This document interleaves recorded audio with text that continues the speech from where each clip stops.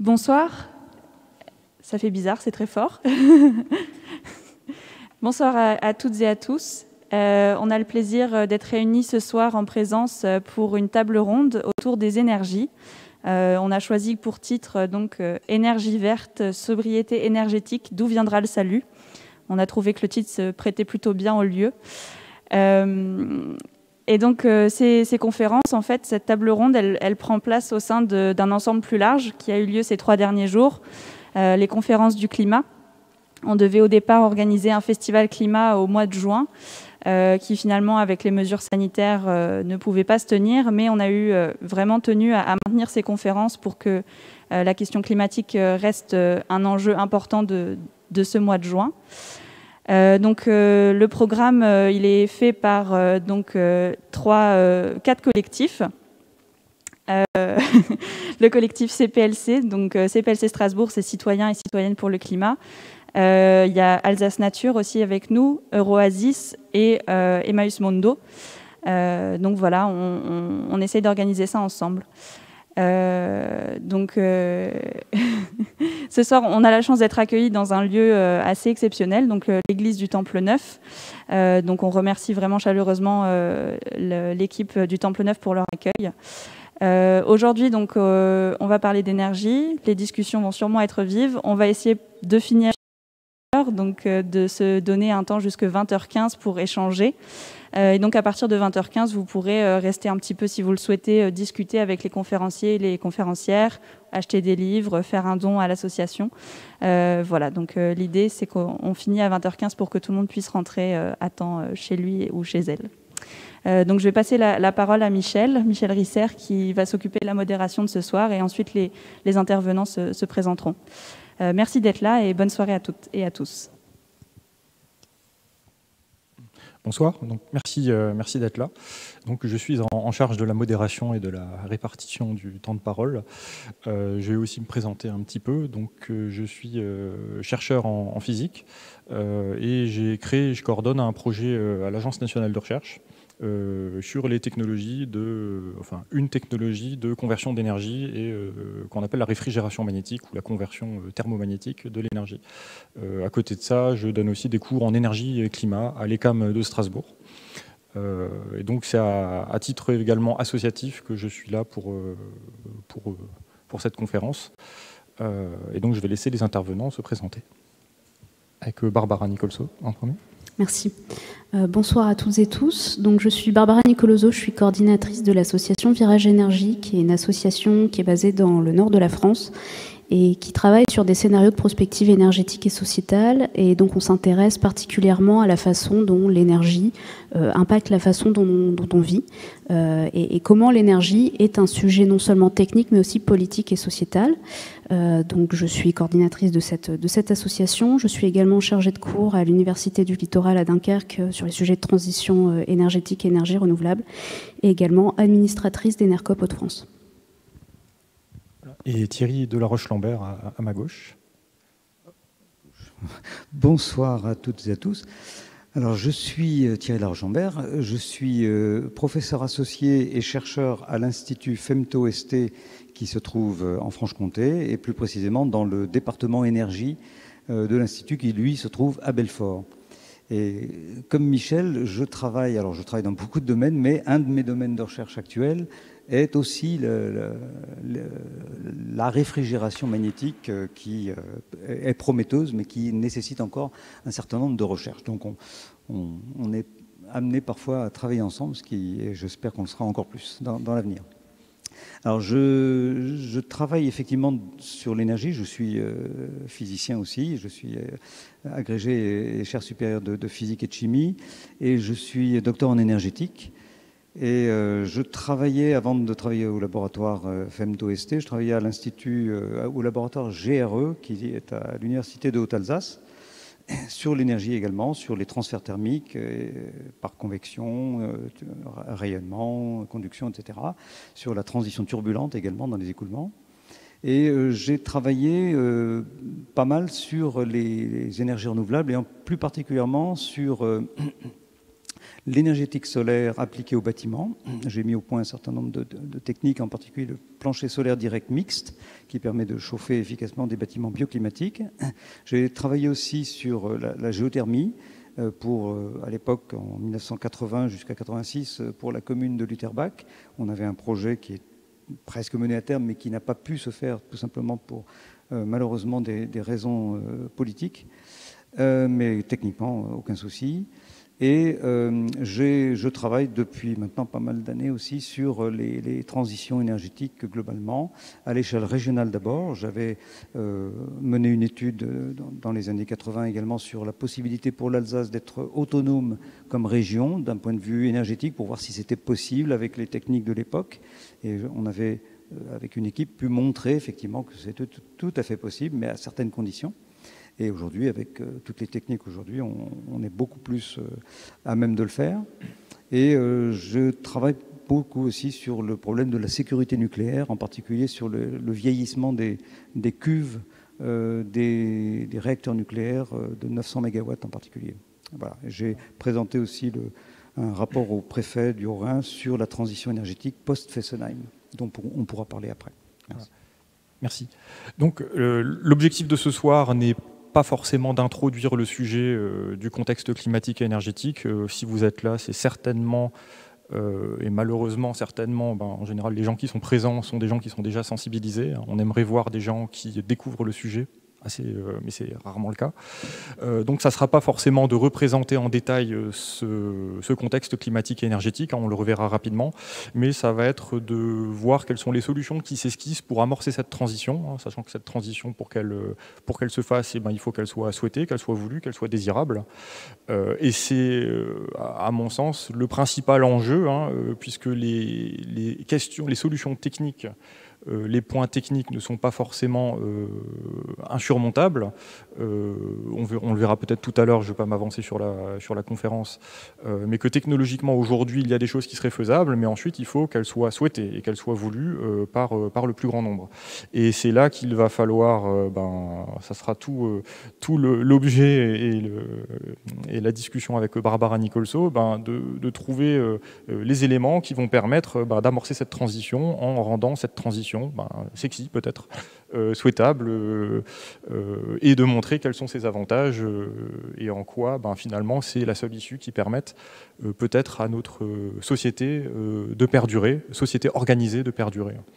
Voilà, donc en ce qui concerne le contexte, peut-être je vais laisser Thierry de la Roche-Lambert, de par son cursus, représenter rapidement quels sont les enjeux climatiques et énergétiques. Oui, d'accord.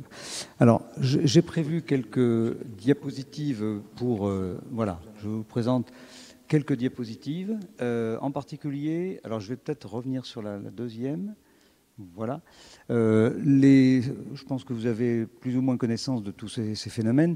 Le gros problème, c'est que le réchauffement climatique est déjà aujourd'hui une réalité incontournable et que les mécanismes d'amplification intrinsèque de ce système sont tels qu'on risque réellement de perdre le contrôle au cours du siècle du climat. Les courbes que j'ai mises ici, donc celle est très connue ici, celle de gauche, vous montre l'évolution des températures globales moyennes du globe et on est aujourd'hui, comme vous le voyez, on atteint bientôt les 1,2 degrés en plus par rapport à l'ère pré-industrielle. Et vous savez qu'au-delà de normalement 1,5 degré, on risque d'avoir des soucis de vivabilité. C'est surtout 2 degrés qui est un problème.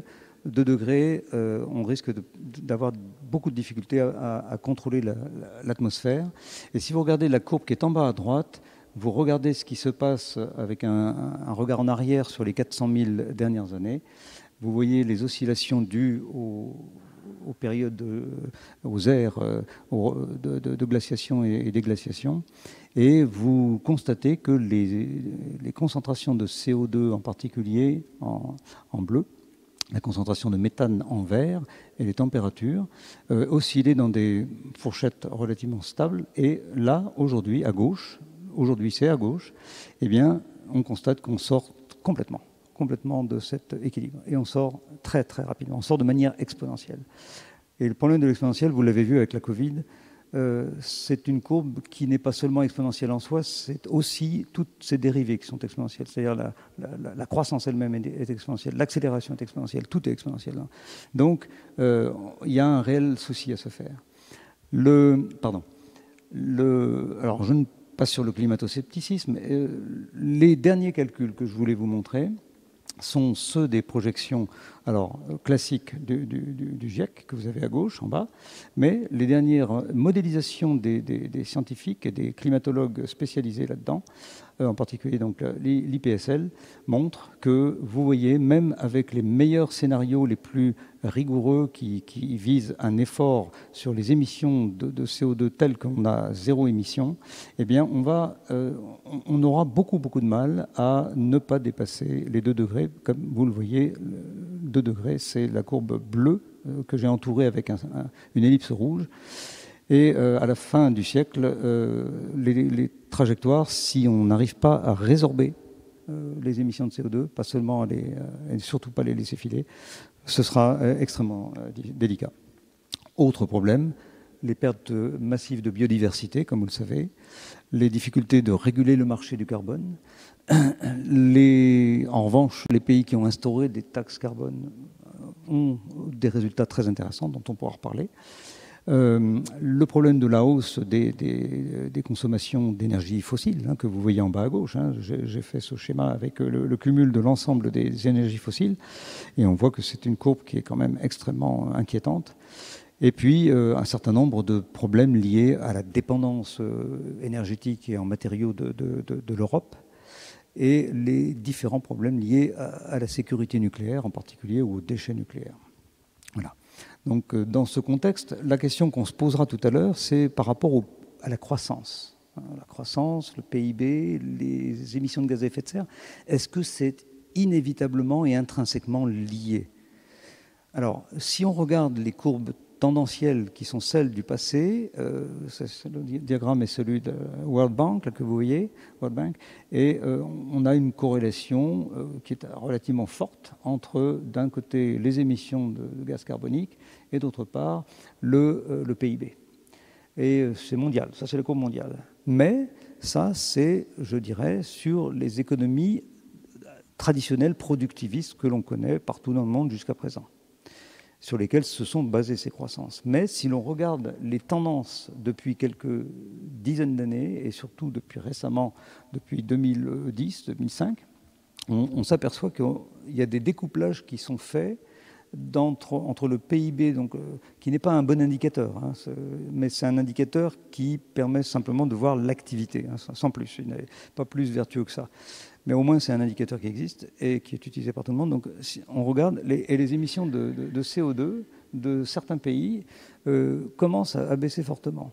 Parce qu'un certain nombre de mesures ont été prises en compte, mises en œuvre, et en particulier le développement des énergies renouvelables, comme l'Agence internationale de l'énergie l'a montré, sont un des leviers les plus efficaces avec la sobriété pour faire fléchir ces courbes, c'est-à-dire pour découpler les croissances des pays et les émissions.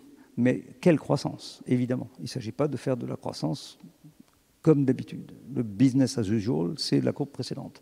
Et ça, ce sont des indications. Alors là, j'ai pris exemple des États-Unis, qui n'est pas le plus vertueux qui soit, mais c'est intéressant parce qu'ils ont commencé à faire ce travail. Mais il y a mieux. En particulier, je vous montrerai le Danemark, mais il y a d'autres pays aussi. Mais le Danemark est certainement plus avancé. Voilà. Je vais passer sur la France, on en reparlera tout à l'heure, et je vais laisser la parole à Michel. Oui, alors avant de passer la parole à Barbara, donc un élément important que Thierry, tu viens de présenter, c'est ce couplage, en tout cas dans les organisations traditionnelles de l'économie, le couplage entre PIB et consommation d'énergie. Ce qui veut dire, puisqu'on n'a pas non plus parlé du pic de pétrole qui vient à venir, c'est un risque en plus pour nos sociétés. En plus du risque climatique, il y a le risque lié à la disponibilité de ces ressources énergétiques sur lesquelles sont basées la croissance et donc toute l'organisation de nos sociétés.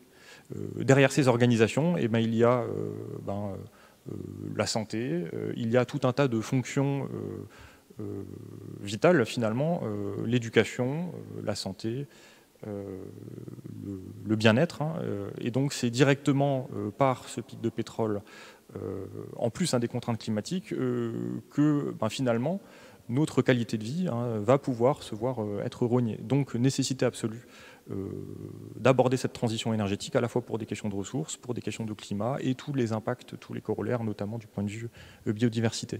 Donc Barbara, je te laisse la parole pour réagir là-dessus. Oui, tout à fait.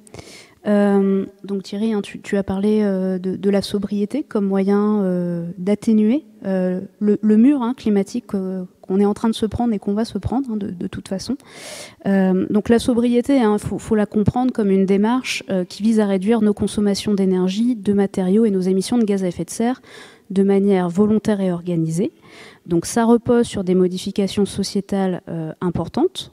On n'est pas que sur des éco-gestes et des actions individuelles. Il y a besoin de remettre à plat beaucoup de grands modèles de fonctionnement de nos sociétés. Ça peut être l'aménagement du territoire, ça peut être l'organisation du travail, ça peut être l'organisation du temps.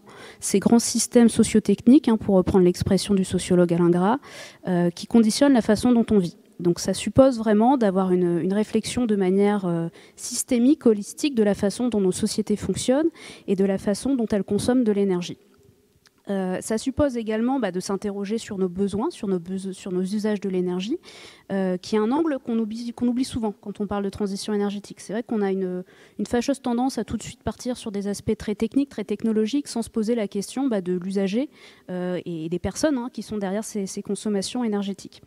Et il ne faut pas oublier aussi que derrière l'énergie, il y a des questions d'inégalité sociale face à l'accès à l'énergie, que ce soit d'un point de vue international. Tous les pays n'ont pas accès aux mêmes ressources d'énergie et toutes les personnes n'ont pas accès aux mêmes quantités d'énergie, mais aussi d'un point de vue national. En France, on a à peu près 15% de la population qui est en situation de précarité énergétique, donc qui consacre plus de 10% de ses revenus mensuels à se chauffer.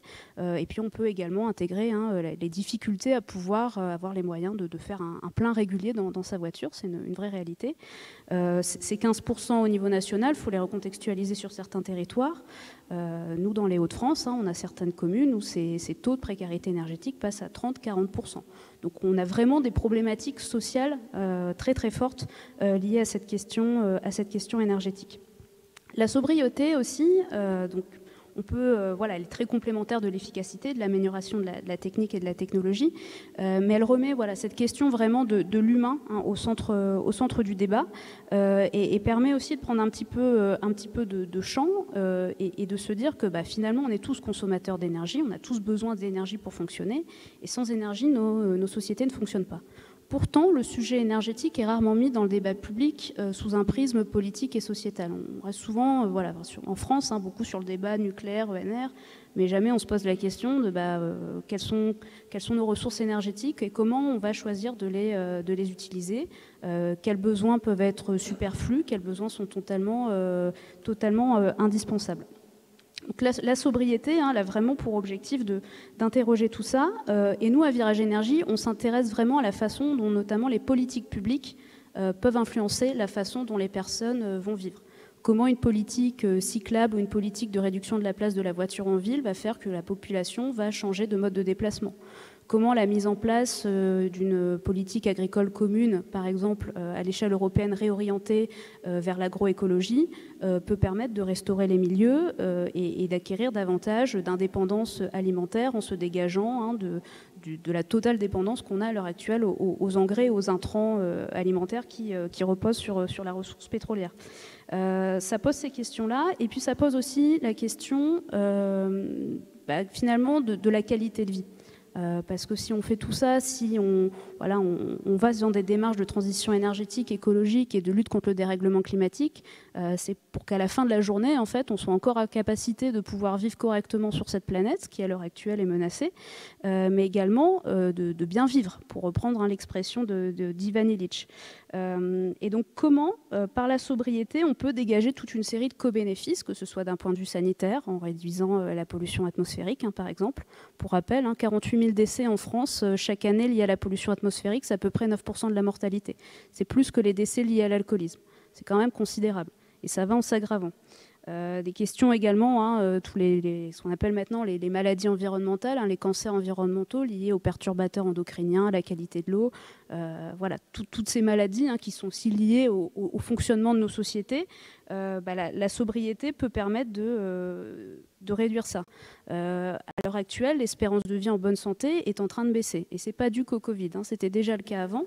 Donc l'idée, c'est vraiment de se dire comment on vit dans une société qui se réconcilie avec ses écosystèmes, qui fait vraiment attention à la façon dont elle consomme de l'énergie. Et là, quand je parle de sobriété, j'invente rien.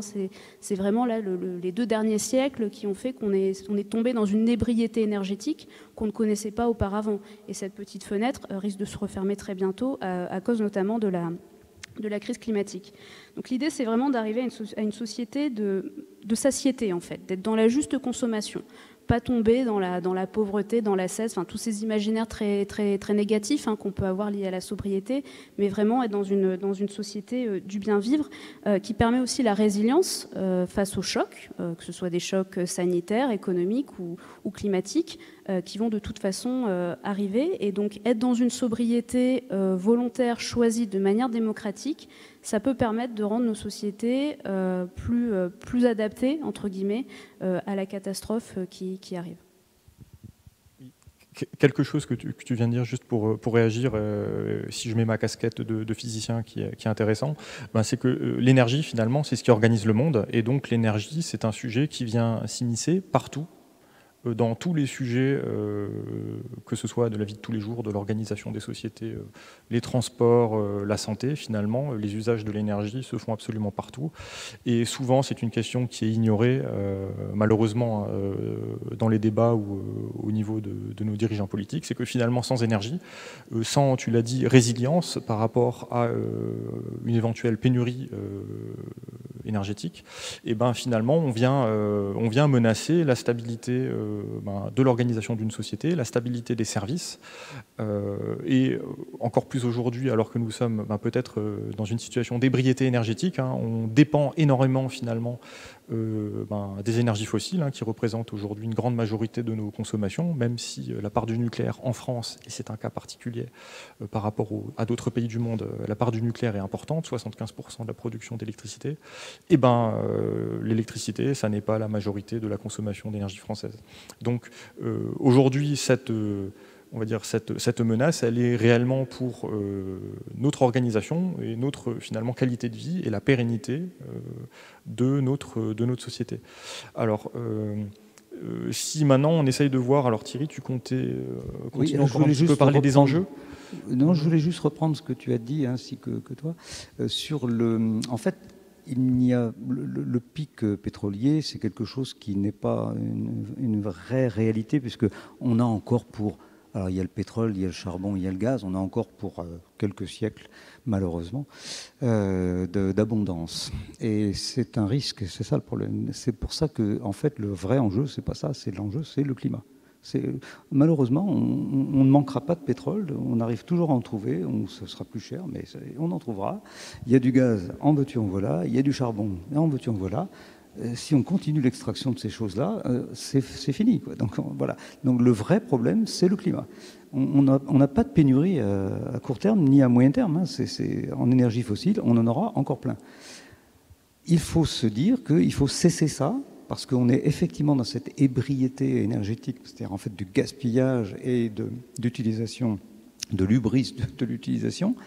On peut, en revanche, réorienter les consommations mondiales, mais à toutes les échelles des citoyens et des pays, en se basant sur les 3 concepts et les 3 pieds de cette transition dont on parle et qu'on essaye d'élaborer, parce qu'il faut une transition indispensable, qui est la sobriété, qui est certainement, à mon avis, le premier à mettre en œuvre.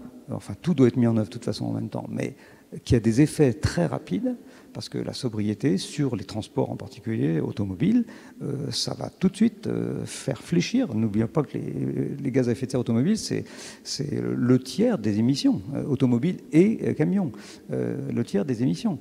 Et sur ce tiers, plus de la moitié, c'est les voitures. Donc c'est massif. Donc si les gens n'ont plus besoin de prendre la voiture, ça va déjà avoir un impact très fort. Donc faire en sorte que dans les villes, on réaménage par exemple pour les transports à vélo, la moitié des rues, c'est quelque chose qui coûte rien et qui a une efficacité monstrueuse. Alors je connais beaucoup le Danemark, c'est mis en œuvre depuis très longtemps au Danemark, aux Pays-Bas et dans d'autres pays comme ça. Et je vous montrerai de temps en temps une petite diapo, vous verrez comment c'est aménagé. Et effectivement, les gens prennent le vélo massivement. À Copenhague, c'est plus de la moitié de la population qui ne prend que le vélo pour tout, que ce soit pour conduire les enfants à l'école, pour aller faire les courses, pour aller au travail ou pour les loisirs. Voilà. Donc ça change beaucoup. Le deuxième pilier, c'est les énergies renouvelables. Les énergies renouvelables, c'est extrêmement vertueux. Je vous ai laissé la diapo ici parce que c'est lié aussi aux émissions de gaz à effet de serre. On s'aperçoit que la mise en œuvre rapide et massive des énergies renouvelables permet de faire baisser très rapidement également les émissions de gaz à effet de serre des pays qui les ont mises en œuvre. Ça, c'est le dernier rapport en particulier de l'EIA, qui est l'Agence internationale de l'énergie. Vous le trouverez dedans. Et effectivement, parce que les différentes énergies renouvelables, si elles sont bien utilisées, permettent de produire très très peu en fait de gaz à effet de serre par kilowattheure produit, soit en électricité, soit en chaleur, soit en combustible. Et puis le troisième pilier, c'est l'efficacité. Alors si on combine les trois ensemble, de manière intelligente, en orientant les investissements tout de suite, correctement dans ces directions-là, on met en place les structures dont je reparlerai après parce que je ne veux pas monopoliser, mais à ce moment-là, on est vraiment sur une courbe vertueuse et à ce moment-là, on peut atteindre la courbe en pointillé verte, qui est celle qu'il faudrait atteindre pour qu'on respecte les engagements des accords de Paris qui visent absolument à ne pas dépasser ce fameux 1,5 degré par rapport aux températures de l'ère pré-industrielle. Et ça, j'essaierai de vous faire la démonstration tout à l'heure. Oui, alors oui, effectivement, sobriété, efficacité, énergie renouvelable, c'est les trois piliers que le scénario Négawatt, notamment et l'association Négawatt, avait construit dès 2011. Alors, les scénarios de Négawatt, pour en dire deux mots finalement, ils ont évolué dans le temps parce que beaucoup de fenêtres, depuis 2011, ont été fermées, étant donné que le temps passe et quand rien n'est fait, le temps continue d'avancer. Ça veut dire que finalement, l'application de ce plan de Négawatt, il me semble, devient de plus en plus dur à mesure que le temps passe. Puisqu'il nous reste aujourd'hui un stock de carbone à émettre pour limiter le réchauffement à 1,5 degré qui est de l'ordre de 420 gigatonnes au niveau mondial. Pour 2 degrés, c'est 900 gigatonnes. Et on émet au niveau mondial 40 gigatonnes par an. C'est ça. Ça veut dire que le compteur tourne. Et il faut décroître rapidement pour ne pas exploser ce compteur. Décroître les émissions. Les émissions. Attention. Alors, émissions, ensuite, on peut toujours discuter d'émissions brutes, émissions nettes, est-ce qu'il y a de la compensation? Voilà. Mais il faut vraiment... enfin, je n'ai pas le slide à vous montrer pour montrer l'urgence de la nécessaire décroissance de ces émissions. Imagine une courbe, cette surface sous la courbe a une aire finie. Ouais. Et on vient grignoter petit à petit ce quota auquel on a droit. Et alors, le dernier, après les accords de Paris, le GIEC a publié un rapport exceptionnel sur la nécessité, à cause de la prise en compte de phénomènes d'emballement climatique, de limiter le réchauffement non pas à 2 degrés, mais à 1,5 degré. Ce qui venait encore plus contraindre et rendre le problème difficile par rapport au scénario Négawatt, qui lui se basait sur un 2 degrés en 2011. Voilà. Donc, Barbara, alors finalement, techniquement, il y a des solutions qui existent, mais le premier pilier que Négawatt dès 2011 nous donnait, c'était la sobriété. Alors, il y a une étude de Carbone 4, il me semble, qui dit que 75% du potentiel d'action du citoyen, finalement, c'est de l'action collective. Ça veut dire que même en étant parfaitement vertueux, un citoyen ne peut agir que sur 25% de sa consommation. Le reste, c'est des consommations qui lui sont allouées par la société. Ça veut dire que finalement, c'est une décision, c'est un acte politique avant tout, qui doit être mis en place. Oui, tout à fait. C'est interroger ce qui est mis de manière collective à la fois par les collectivités locales, mais aussi par les entreprises. Du coup, c'est le citoyen en tant qu'électeur et aussi en tant que consommateur qui doit se poser des questions. À Virage Énergie, on insiste beaucoup sur la dimension collective et sur le fait de considérer l'énergie comme un bien commun et de ne pas rester sur ces injonctions du petit colibri qui va faire sa part des choses et ça va suffire. Ce ne sera pas suffisant. Le défi est vraiment énorme. En l'espace de 30 ans, l'empreinte carbone des Français doit passer de 12 tonnes à 2 tonnes. Divisé par 6, votre empreinte carbone, c'est juste considérable. La marche est très très haute. Il y a ceci dit quand même des bonnes nouvelles. Ça commence à se réveiller du côté des grandes agences internationales et nationales. L'Agence de l'environnement et la maîtrise de l'énergie en France commence à se poser la question de la sobriété et à réaliser que finalement, juste en mettant en place des mesures d'efficacité, on n'y arrivera pas. Dernièrement, l'Agence internationale de l'énergie qui dit aussi que les changements de comportement sont vraiment la pierre angulaire de la transition. Et d'autres associations, cabinets d'études qui s'intéressent finalement à qu'est-ce que ça voudrait dire en termes de changements sociétaux de rester vraiment en dessous des 1,5 degrés. Qu'est-ce qu'il faudrait mettre en place et qu'est-ce qui serait acceptable par la société. Et je vous renvoie à une étude qui a été réalisée par un bureau d'études qui s'appelle BL Evolution, qui a essayé de montrer en fait qu'est-ce que ça pourrait être en fait les mesures qui nous permettraient de rester sous 1,5 degré. Et ils n'ont pas tenu en compte du facteur acceptabilité sociale pour vous montrer en fait l'ambition de ce qu'ils proposent. Donc, par exemple, c'est la fin de l'aviation touristique, mais le temps d'arriver à la suppression totale des avions, c'est mettre entre-temps en place une loterie nationale qui mettrait en jeu tous les ans 500 000 billets pour que les gens puissent continuer à prendre l'avion jusqu'à extinction totale de l'aviation. C'est l'interdiction d'ici, dans les 5 années à venir, de vente de voitures qui fonctionnent à la fois au diesel ou à l'essence. C'est la mise en place massive de l'utilisation du vélo, avoir des parts modales d'utilisation du vélo dans certaines villes de entre 60 et 80%. Donc c'est des choses qui sont vraiment, qui nous paraissent aujourd'hui complètement aberrantes. Pourtant, c'est ça qu'il faut, c'est dans ce sens-là qu'il faut aller. Ça suppose aussi d'interroger l'ensemble des champs d'action qu'on a, la mobilité, l'habitat, l'agriculture, les biens de consommation, et cette vision en fait systémique des différentes compétences des collectivités ou des différents champs politiques à investiguer, on l'a encore trop peu. C'est-à-dire que la question énergétique, pour caricaturer un peu, on la laisse aux ingénieurs dans leur petit coin qui font leur schéma, leur graphique, alors que c'est quelque chose qui doit vraiment infuser dans l'ensemble de la société. Il faut aussi présenter cette question-là comme un sujet éminemment démocratique, et c'est ce qu'a fait la Convention citoyenne pour le climat. On en reparlera peut-être tout à l'heure, mais dans les propositions des 150 citoyens, le terme sobriété revient 32 fois.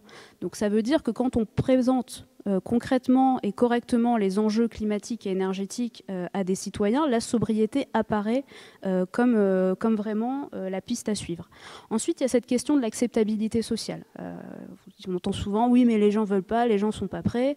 Il y a beaucoup d'études qui ont été faites qui montrent souvent une décorrélation entre ce que le politique, le parlementaire pense et ce que le Français est vraiment prêt à mettre en place.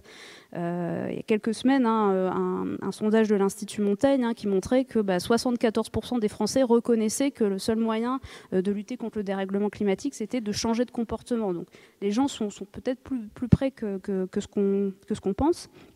Et pour faire un parallèle sur cette question de l'acceptabilité sociale et d'évolution des normes, je vous renvoie dans les années 70 à l'obligation du port de la voiture, de la ceinture de sécurité. Si vous allez sur les archives de l'INA, vous avez des tonnes et des tonnes de vidéos de personnes qui ne comprennent pas pourquoi on leur oblige ça, pourquoi on les oblige à porter la ceinture. C'est totalement liberticide, l'État n'a pas le droit. Maintenant, qui remettrait en cause ça? Personne. Idem sur le fait d'interdire aux personnes de fumer dans les espaces publics fermés, qui a été mis en place en 2007. Aujourd'hui, plus personne ne revient là-dessus. Il faut se dire que là, on est sur des cadres politiques qui ont été faits pour des raisons sanitaires ou sécuritaires. Sur la question du climat, c'est exactement la même chose. C'est faire adopter des nouvelles normes de manière démocratique, bien sûr, mais qui nous permet de nous protéger, ou en tout cas d'atténuer les conséquences du dérèglement climatique qui arriveront de toute façon. Oui, donc, en fait, ce qui rendra les mesures acceptables, pardon, ça fonctionne, oui. Ce qui rendra les mesures acceptables, c'est finalement de...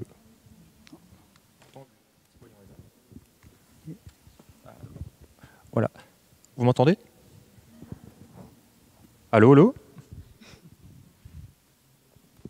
1, 2.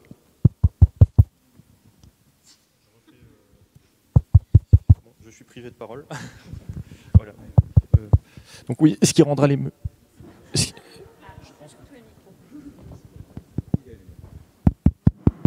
Un, deux, un, deux. C'est pas toi. Non, c'est ailleurs. Je ne sais pas si pour la vidéo ça passera. En attendant que la technique nous suive. Allô? Oui. Donc je continue. Donc finalement, ce qui rendra la mesure acceptable, les mesures acceptables, c'est de montrer, enfin il me semble aux citoyens que c'est pour sa protection. Aurélien Barraud dit il faut empêcher. Allô? Oui. Aurélien Barraud disait par exemple il faut apprendre à un enfant à ne pas casser son jouet pour qu'il puisse jouer avec son jouet plus longtemps. Finalement, le bénéfice se trouvera également pour la personne dans sa restriction de liberté. Alors, c'est une façon, en quelque sorte, de voir les choses. Alors, ah bah tiens, voilà, parfait. Donc, si maintenant, pour rendre cette transition acceptable, donc il faut certes une part d'éducation, une part de sensibilisation. Peut-être qu'il faut également assister le consommateur, puisque finalement nous sommes tous tant bien que mal des consommateurs de cette énergie ou de ces matières premières, directement ou indirectement. Donc cette transition, finalement, on en a dit deux mots, elle doit être amorcée par les politiques publiques. Le citoyen, en tant que petit colibri, n'a pas le levier d'action suffisant pour lui seul déclencher, à part peut-être par le vote et l'élection de dirigeants qui mettent en place ces politiques. Le citoyen, lui seul, ne peut pas, en tant que petit colibri, amorcer ça. Alors Thierry, par contre, qu'est-ce qu'on a comme solution technique aujourd'hui qui puisse assister, on va dire, rendre la transition moins douloureuse, parce que c'est ce il me semble que tu avais envie d'introduire. Oui, en termes de solutions techniques, on va dire, qui assistent le citoyen dans son effort, ou les politiques publiques dans leur réorganisation. Oui, alors là je pense qu'il y a plusieurs choses à dire. D'abord, c'est que il faut absolument que si on veut réussir cette transition, il faut que tout le monde prenne sa part. Tout le monde. Il ne faut pas attendre que les autres le fassent. Il faut que tout le monde, ça veut dire les citoyens comme les organisations internationales, comme les organisations locales, les décideurs, les entreprises, les communes, les régions, les États, etc. Tout le monde doit orienter son travail vers cette transition. Les techniques, on en a énormément. Ils ont énormément évolué et il ne faut pas compter sur la géo-ingénierie pour réussir la transition. Ça, je veux absolument insister là-dessus parce que malheureusement, il y a encore beaucoup de... Peut-être définir la géo-ingénierie. Oui, je vais essayer. Oui. Il y a beaucoup, malheureusement, d'organismes internationaux et aussi, faut le dire, d'entreprises qui comptent beaucoup là-dessus. C'est-à-dire essayer, continuer de faire de la croissance et de la consommation de pétrole, etc., des émissions, mais essayer de capter les émissions de CO2, par exemple, et puis les enfouir sous la terre. Donc c'est ce qu'on appelle les techniques de capture et de stockage du carbone dans le sol, CCS en anglais. Et ça, c'est... Il y a beaucoup de gens qui essayent de penser ça et qui disent qu'on n'y arrivera pas sans ce genre de technologie. Alors moi, je pense que non. Il n'y a pas besoin de ça. Parce que d'abord, c'est des investissements extrêmement lourds. C'est de l'ordre de 700 milliards, si vous voulez, par an, pour arriver à ne capter qu'une toute petite partie des émissions mondiales de CO2. Donc c'est impossible. En plus de ça, il y a d'énormes problèmes techniques qui sont liés tout simplement aux enfouissements dans les nappes, en particulier phréatiques, dans le sol, qui posent un problème de pollution de ces nappes, et puis en même temps de résurgence possible. Bon. L'argent, on en a il doit être investi le plus efficacement possible. Il faut donc l'orienter vers ce qui est réellement efficace. Je ne parle pas ici de la sobriété qui est de toute façon indispensable. Là, si on rentre dans les techniques, il y a l'ensemble des technologies renouvelables d'une part, mais aussi des technologies qui utilisent et qui permettent de produire, de consommer, de stocker l'énergie, de la transformer également. Tout ça, ça fait un tout. C'est dans cette vision globale des choses que l'on peut réellement avoir un impact. Ce que les études internationales ont montré, et en particulier les travaux que font mes collègues danois avec qui je travaille également de temps en temps, depuis maintenant pas mal d'années, c'est que la structure énergétique des organisations, des sociétés modernes, pose un problème quand elle n'est pas organisée de manière intelligente et efficace. C'est le cas actuellement de nos structures. Elles ne sont pas efficaces du tout. Pourquoi elles ne sont pas efficaces? Parce que on alimente par des tuyaux séparément pour faire telle ou telle chose, sans s'occuper des rendements énergétiques de toute la chaîne. Et qui dit mauvais rendement, dit gaspillage bien sûr, mais aussi dit dégradation de l'environnement avec la production d'entropie, mais aussi beaucoup de déchets, etc. La méthode que les Danois ont mise en œuvre et que moi j'appelle, pour l'élargir, j'appelle les séries, les systèmes énergétiques renouvelables intelligents, mais qui sont basés sur cette théorie-là, mais qui s'est mise en pratique au Danemark. Je pourrais vous montrer tout à l'heure si vous voulez. J'ai essayé de vous le résumer ici. Il faut coupler complètement les systèmes énergétiques, c'est-à-dire les réseaux de production, distribution, stockage des différentes formes d'énergie que sont l'électricité, la chaleur, le froid, les gaz aussi, le gaz essentiellement hydrogène et biométhane, et la mobilité électrique. Première chose. Et il faut que ces couplages-là soient faits le plus de manière décentralisée possible, pour qu'il n'y ait pas de perte d'énergie par les transports à trop grande distance, en particulier pour le chauffage ou le froid. Pareil pour l'électricité d'ailleurs. Si on met en œuvre cette structure-là avec un couplage, avec des stockages multi-énergie, multi-échelle, je pourrais vous détailler tout ça après, j'ai des diapos là-dessus, avec la possibilité de faire des couplages ensuite de ces réseaux décentralisés sur des réseaux nationaux et internationaux, il devient alors beaucoup plus efficace, l'utilisation de l'énergie devient beaucoup plus efficace. Si vous voulez que juste un chiffre, je ne veux pas trop en donner parce qu'il y en a plein, mais ça peut être un petit peu difficile, l'efficacité globale de la France, si on regarde la France, elle est de l'ordre de 54% à peu près. Ça veut dire quoi? C'est l'énergie que l'on consomme, dont on a éventuellement réellement besoin, mais pas toujours, hein, par rapport à l'énergie qui est utilisée en amont, qu'on appelle l'énergie primaire, et qui vient, la plupart du temps, en France, c'est l'énergie fossile qui est majoritaire, hein, de très loin.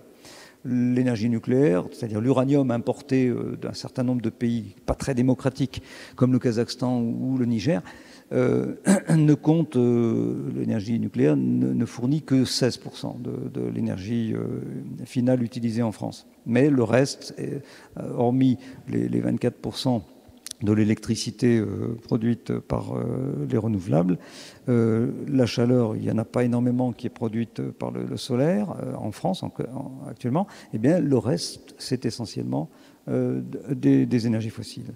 Si on compare avec le Danemark, il est à plus de 90% d'efficacité. Donc il y a une marge gigantesque. Pourquoi? Parce que le Danemark, depuis des décennies maintenant, a engagé sa transition de manière planifiée, démocratique, aux échelles locales et nationales, de manière en interaction avec essais et retours d'expérience, etc., pour essayer d'optimiser et de rendre plus efficace leur transition.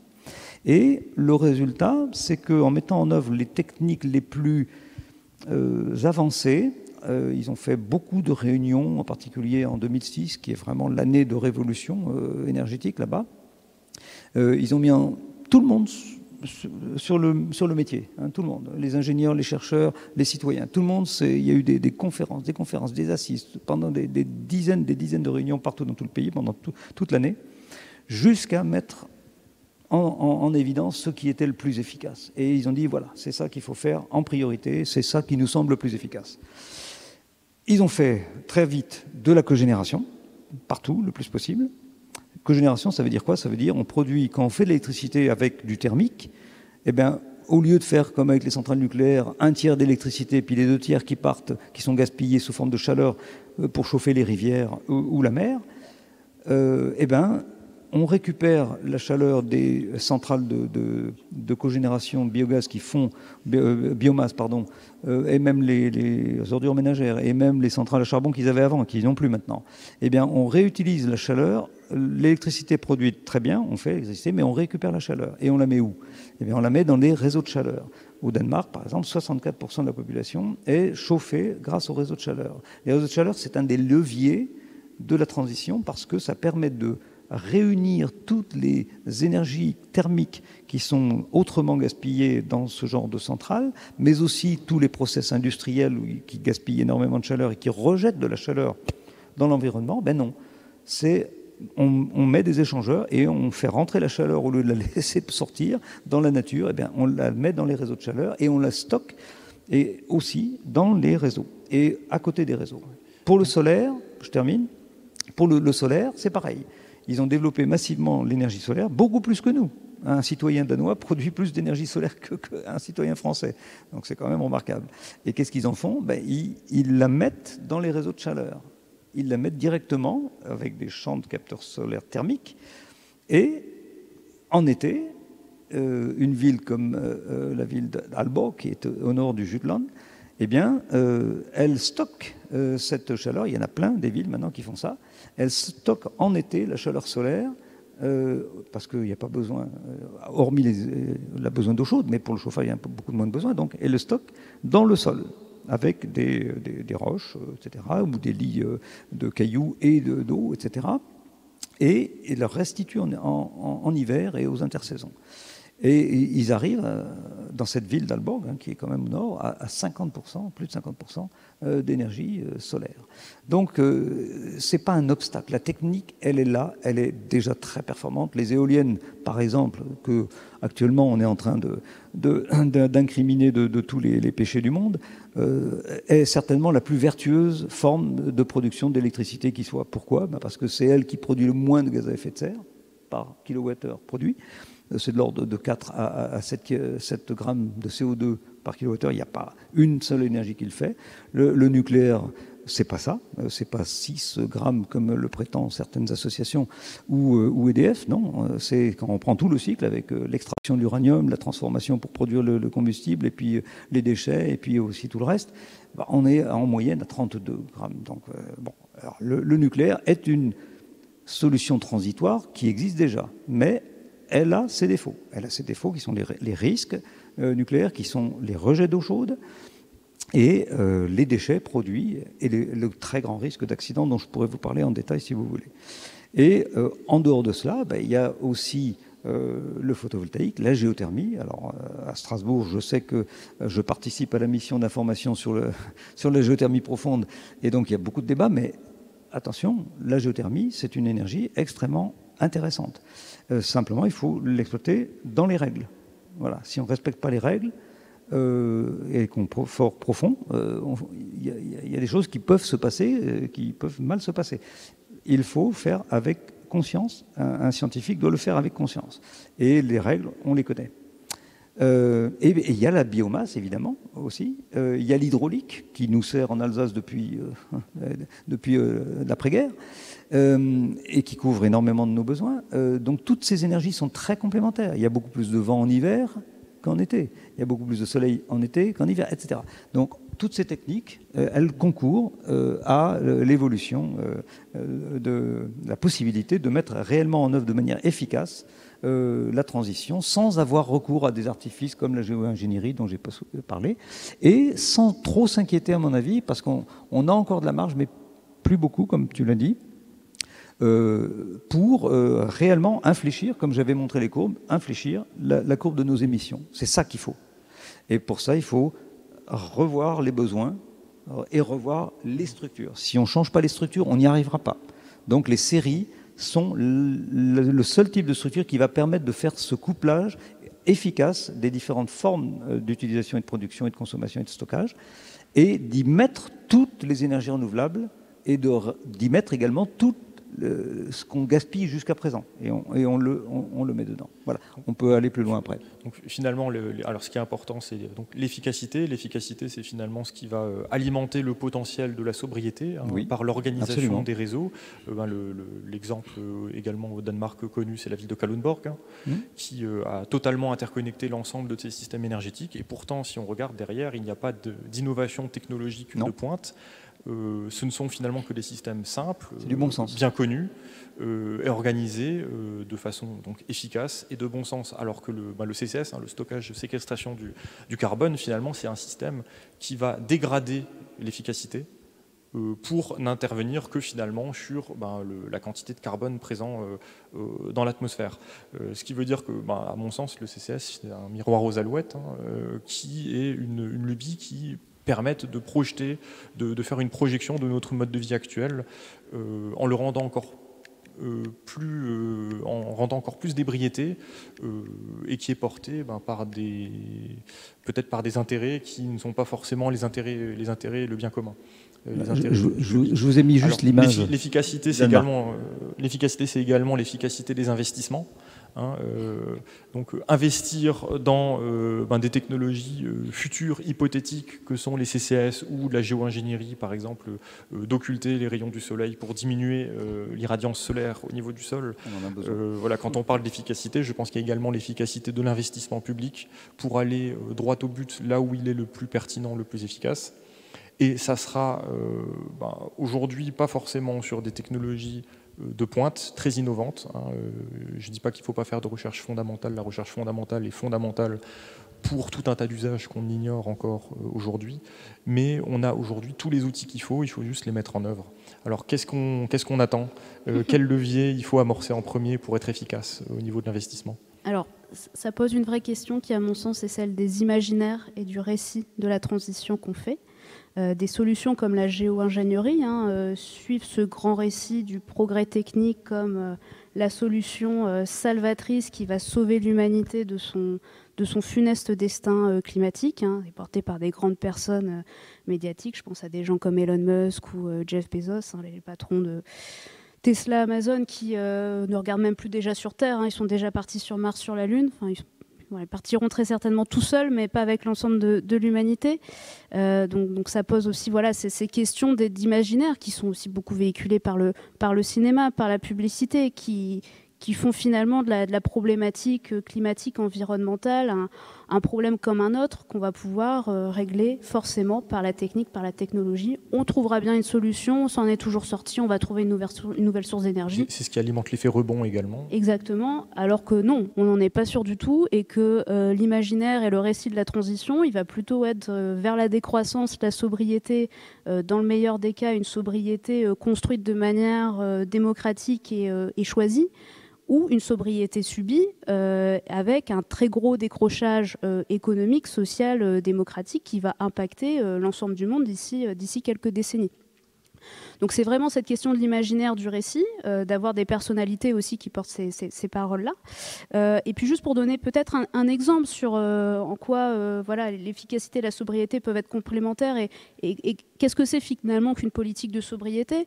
Je prends cet exemple que j'aime bien donner qui est celui du métro de Rennes. Il y a quelques années, s'est posé la question de doubler une des voies, une des lignes du métro de Rennes puisqu'il y avait trop de monde sur les heures de pointe entre 8h et 9h.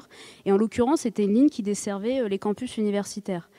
La solution qui a été choisie n'a pas été celle de doubler les rames et d'augmenter l'infrastructure, mais plutôt de demander au recteur de l'université de faire commencer les étudiants 20 minutes plus tard. C'est ça qui a été mis en place. On est là sur une solution de sobriété qui n'a pas coûté des millions d'investissements techniques. Et pourtant, c'est efficace, ça fonctionne. Donc c'est comment on se pose ces questions organisationnelles à chaque niveau de la société, pour chaque politique. Comment on a aussi des politiques qui sont cohérentes.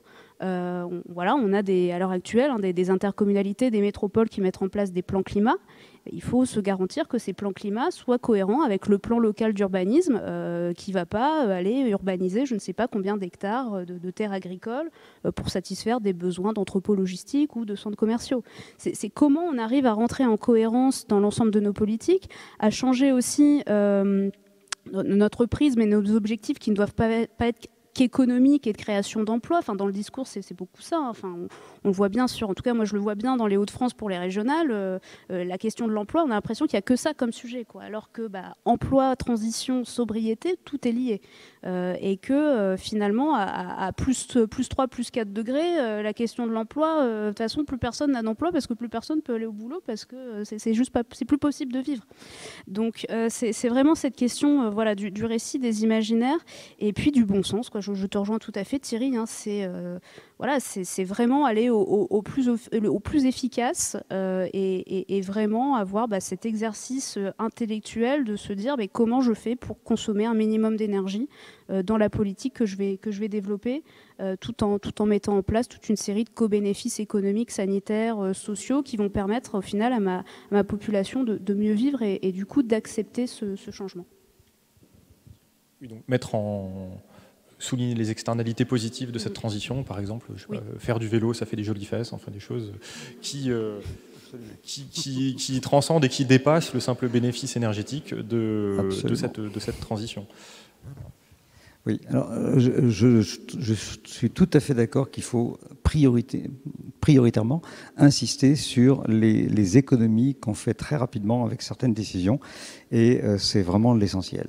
Je reviens juste en arrière sur... oui, bien sûr. Sur cette diapositive, parmi les solutions technologiques, parce que la recherche avance. Hein, il ne faut pas oublier que la recherche avance énormément. Et grâce à la recherche, on a maintenant non seulement des éoliennes très performantes, mais des photopiles extrêmement performantes avec des coûts qui ne font que décroître extrêmement rapidement. Mais en plus, on a des solutions de stockage maintenant de plus en plus efficaces. Alors, autant dans la chaleur, comme vous avez pu le voir sur les diapositives danoises, là, que sur les batteries électriques. C'est extrêmement rapide sur les batteries, avec économie de matériaux, parce qu'il ne faut pas oublier que le matériau, lui, il est limité. Et les ressources sont limitées, donc il faut mettre en œuvre très rapidement aussi les mesures d'efficacité dans l'utilisation des matériaux. Alors je prendrai juste un exemple, c'est les batteries. Les batteries, entre autres, lithium-ion. Lithium-ion, elles consommaient beaucoup de cobalt avant, il y a longtemps. Un tiers de cobalt dans la composition. C'était énorme. Aujourd'hui, on est à peu près à 7%. Et actuellement, les recherches montrent qu'on peut se passer aussi du cobalt. Donc, c'est une très bonne nouvelle parce que le cobalt n'est pas très abondant, mais surtout, il est extrait dans des conditions absolument catastrophiques d'un point de vue sanitaire et humain. Donc, en plus de ça, l'évolution de ces techniques de stockage électrique dans les batteries lithium-ion pour le transport ou pour le stockage électrique, eh bien, on s'achemine vers des puissances, des énergies stockées par kilogramme beaucoup plus importantes que celles d'aujourd'hui. Ça change complètement la donne. Parce que déjà, les voitures électriques sont nettement plus vertueuses, si on fait les calculs, je les ai faits, je peux vous les montrer, que les voitures thermiques, et assez rapidement, en France en particulier, puisqu'on a un système qui émet moins de gaz à effet de serre que, par exemple, la Pologne ou la Chine. Mais en plus, avec les batteries qui vont sortir là maintenant, eh bien, on va pouvoir effectivement diminuer fortement encore ces consommations. Mais il est très important de ne pas partir dans l'effet rebond. Ça, il faut rester dans l'idée de la sobriété. Il serait idiot d'avoir des grosses voitures sous prétexte que maintenant on peut stocker beaucoup. On va mettre le double de batterie et puis faire 1000 km pour traverser toute la France. Non, c'est idiot, parce qu'il y a des trains. Pour faire 1000 km, il y a des trains. Mais pour faire aller au boulot, on peut très bien prendre une voiture qui fait 250 km ou 400 d'autonomie. Hein. Mais là, on va pouvoir maintenant mettre moins de batterie. Voilà, parce qu'elles contiendront autant d'énergie. Donc il faut alléger les véhicules. C'est là qu'il faut, je pense, du coup, beaucoup jouer sur les imaginaires pour finalement désamorcer cet effet rebond. Oui, parce que la publicité nous vend finalement un SUV qui va annuler complètement les bénéfices de la technologie. Là, on est entièrement dans l'imaginaire. Il faut comment annuler, comment rendre ringard, finalement, c'est Aurélien Barraud qui dit ça à propos d'un riche sur un yacht. Aujourd'hui, il faut rendre ringard ces usages-là, et finalement annuler ce potentiel de pouvoir qu'a la publicité sur notre cerveau reptilien. Je ne sais pas quel mécanisme peut exister pour faire ça à part l'éducation, finalement, parce que l'éducation, c'est ce qui cessera cette emprise que la publicité a sur le consommateur et donc sur l'effet rebond. L'effet rebond, c'est l'augmentation de la consommation d'une ressource liée à la diminution de la contrainte à son utilisation. Donc libérer aujourd'hui les verrous énergétiques sans anticiper par l'éducation, finalement, c'est nous exposer à des pénuries, notamment en termes de matières critiques, de matériaux critiques. Alors le cobalt, on a vu que c'est quelque chose qui est en phase d'être résolu, mais il y a tout un tas d'autres matériaux critiques. Donc attention à ces miroirs aux alouettes qui, si ces transitions ne sont pas préparées dans l'imaginaire, c'est vraiment le mot que tu as proposé, Barbara, attention à l'effet rebond. Alors maintenant, comme le temps leur tourne pas mal, il est temps de passer aux questions. Mais je pense qu'il y a beaucoup d'éléments qu'on va avoir l'occasion d'évoquer à nouveau dans le cadre de vos questions. Je ne sais pas s'il est prévu qu'un micro tourne dans la salle.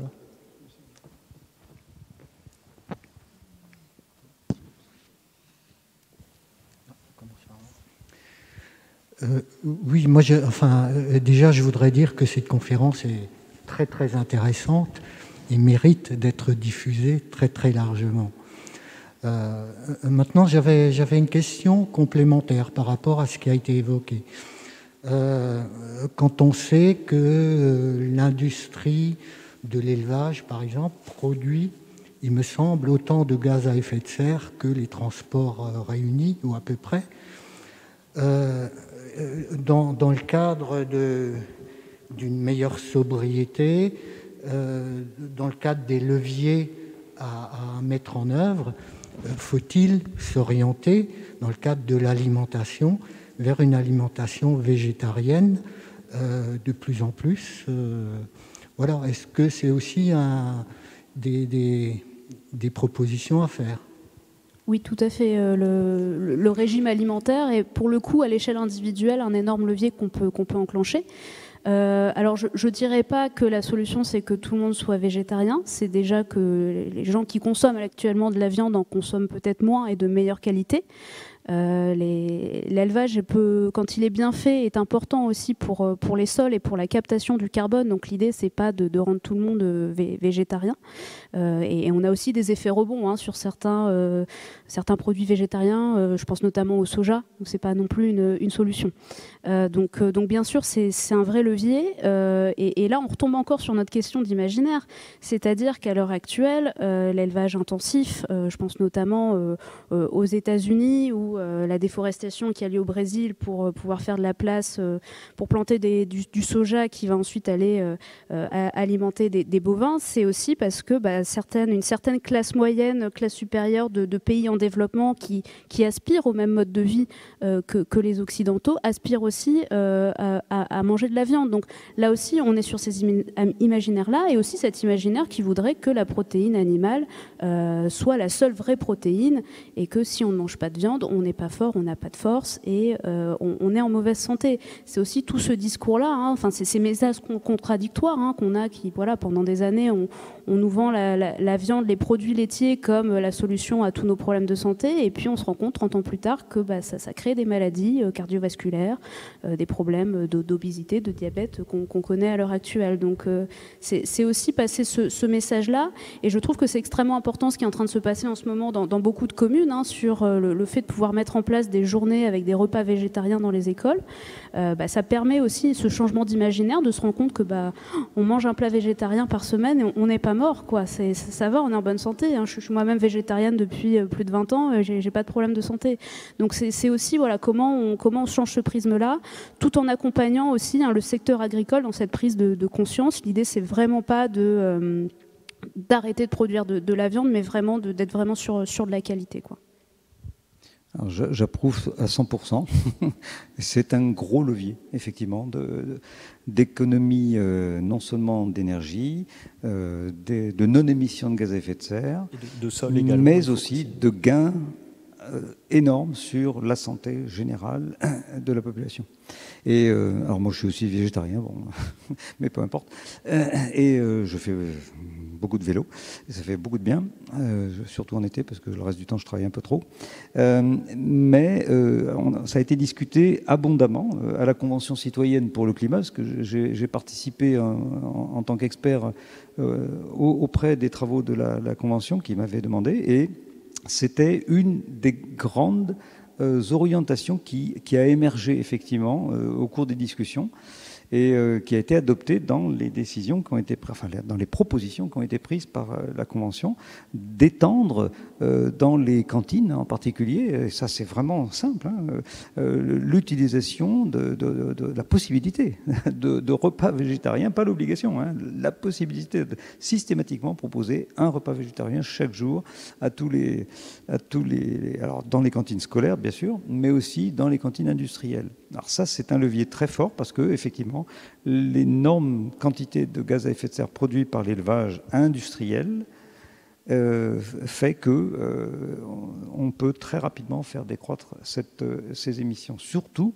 quand les tourteaux de soja sont faits à partir de soja importé du Brésil, qui malheureusement participe à la destruction actuelle de la forêt amazonienne, qui est en train pratiquement de franchir son point d'équilibre. Il y a eu une publication qui est sortie, j'ai oublié les références, qui dit que l'Amazonie est en phase de franchir son point de non-retour. C'est ça. Je crois d'entamer sa transition vers une savane, étant donné que le cycle de l'eau est recul. Oui, on est très très inquiet.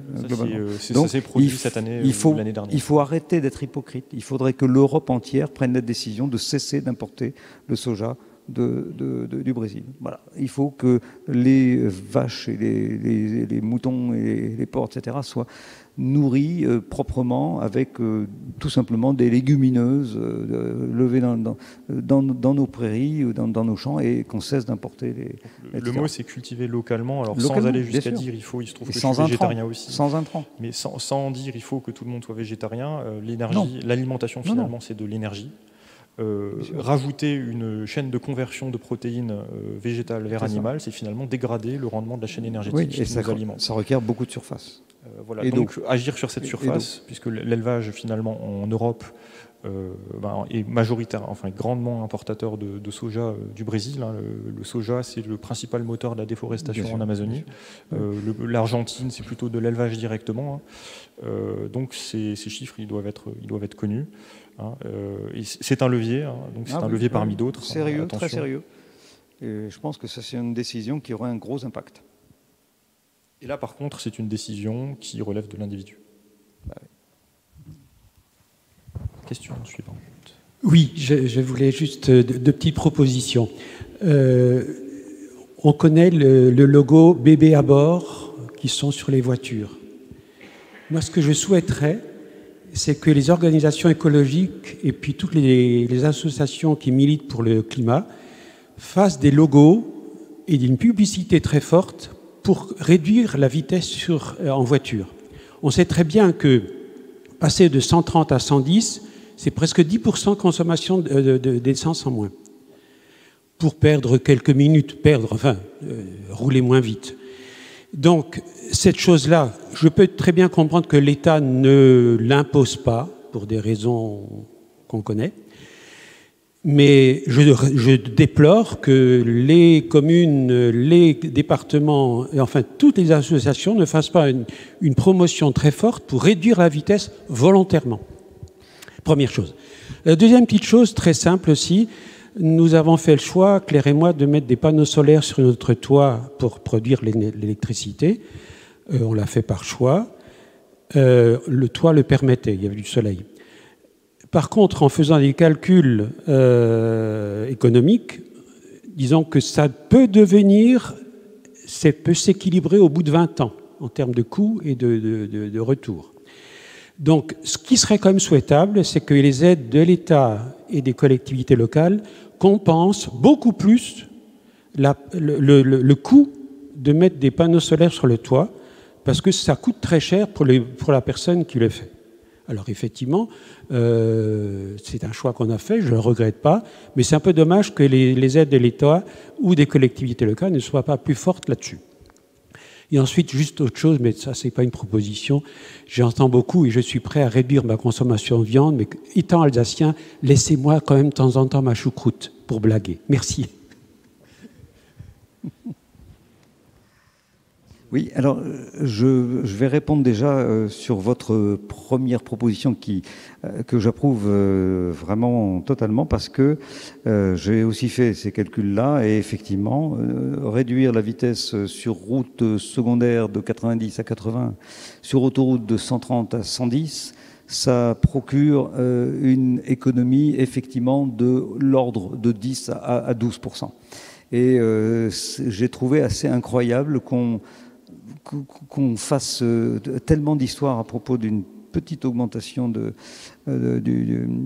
prix du diesel, parce qu'en fait, si on faisait les calculs, mais c'était cette petite augmentation de rien du tout qui était due, entre autres, à la situation internationale, mais elle était totalement, mais complètement récupérée. Il suffisait de lever le pied un petit peu et de passer à 80 et de passer, au lieu de rouler à 130 comme à fond sur l'autoroute, de redescendre à 110 ou 120. Eh ben, ça couvrait très très largement, mais de loin, le surcoût de l'essence ou du diesel. Voilà, donc c'est absolument indispensable pour plein de raisons, parce que non seulement ça économise le pétrole qu'on importe évidemment, ça économise les accidents. L'accidentologie est très très très liée à la vitesse, y compris en ville. Rouler à 50, c'est pas du tout sécure. Il faut rouler à 30. Il faudrait que toutes les villes passent à 30. Voilà, c'est absolument indispensable. Ça enlève une grande partie aussi des gaz à effet de serre. C'est une courbe qui est en puissance. Hein, c'est une courbe en puissance.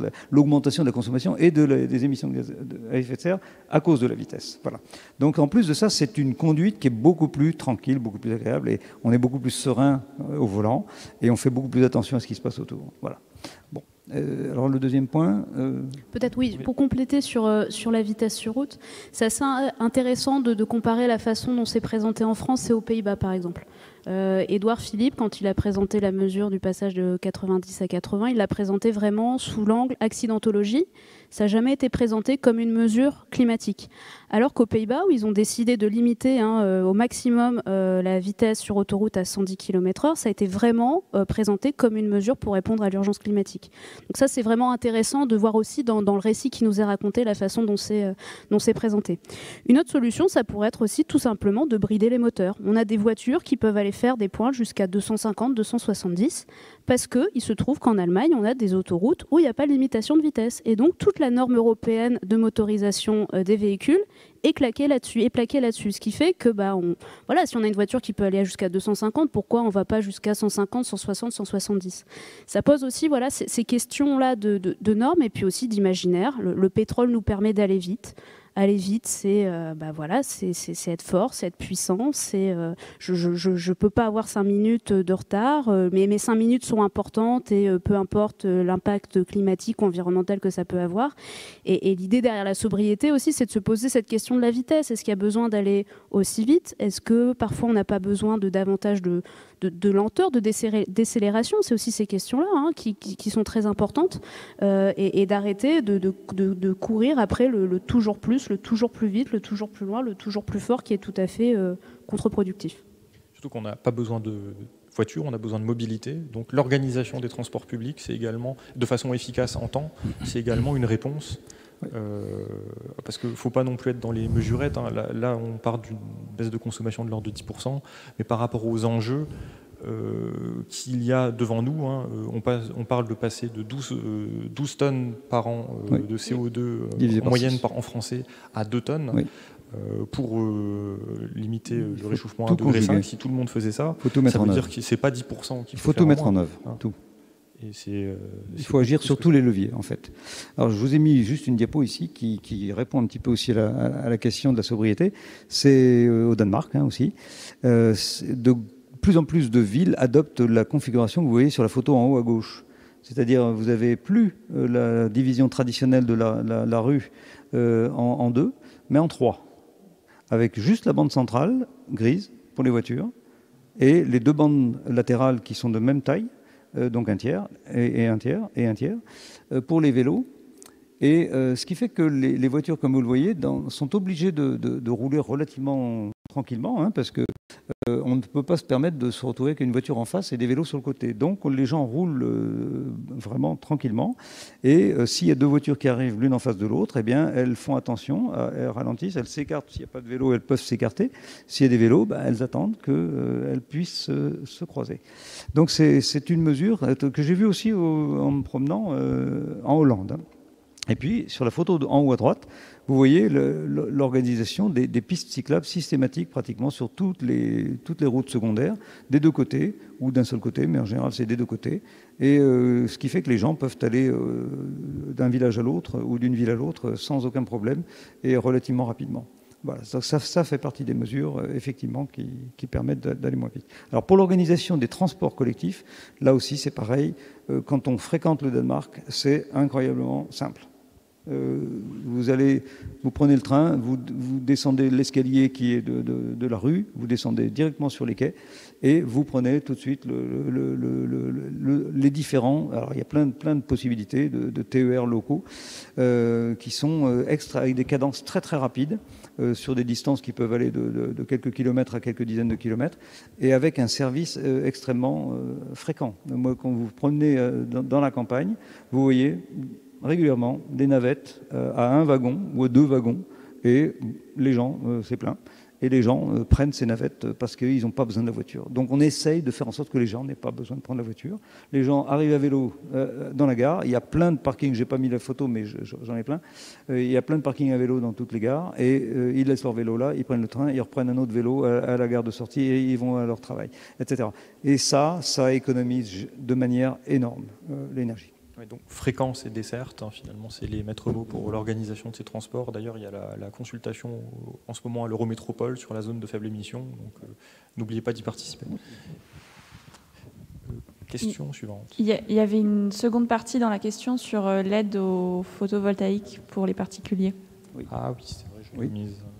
Alors, donc oui, alors ça, le solaire, alors le solaire thermique et le solaire photovoltaïque sont des énergies extrêmement efficaces, hein, et effectivement, elles ont été subventionnées fortement à une époque et elles le sont moins pour des raisons toutes simples, c'est que elles sont devenues de moins en moins chères. Les coûts du photovoltaïque, si on prend l'exemple de l'électricité photovoltaïque. Il y a un petit souci de nouveau avec les micros. Ah, c'est bon. De l'électricité photovoltaïque. Ils ont été divisés par 5 à peu près en 8 ans.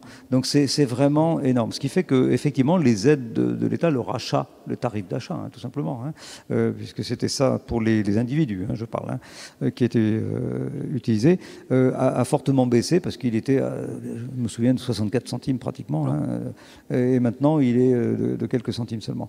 Mais il faut pas pour autant, il faut raison garder, il faut aussi qu'on encourage les gens à utiliser effectivement efficacement leur énergie, par exemple photovoltaïque, en s'équipant donc avec soit une aide avec... Alors il y a différentes aides, hein, il y a aussi la possibilité d'avoir des prêts à taux zéro ou des prêts à très bas taux, et puis il y a aussi le tarif d'achat selon que l'on fait de l'autoconsommation ou de la production intégrale sur le réseau. Bon.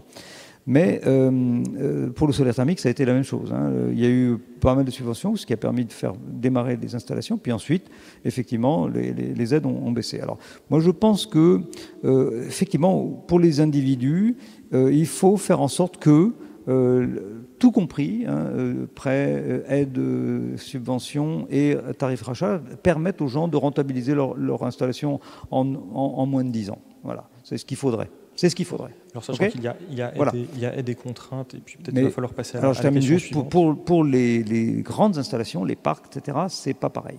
Et donc là, ils ont même maintenant de moins en moins besoin de subventions, parce que ça devient tellement plus rentable que, a priori, les subventions vont bientôt pouvoir être arrêtées. C'est déjà le cas dans certains pays, parce que c'est vraiment très efficace. Pareil pour les éoliennes offshore, par exemple. Juste réagir, en fait, il y a aide et contraintes, ça veut dire que c'est le coût relatif des énergies qui compte dans le choix des énergies, ce qui veut dire que si l'État ne subventionne plus les énergies fossiles, que ce soit par l'intermédiaire, et renchérisse le coût des énergies fossiles par une taxe carbone, c'est également ce qui va orienter les investissements et les usages vers d'autres énergies plus vertueuses. Absolument d'accord.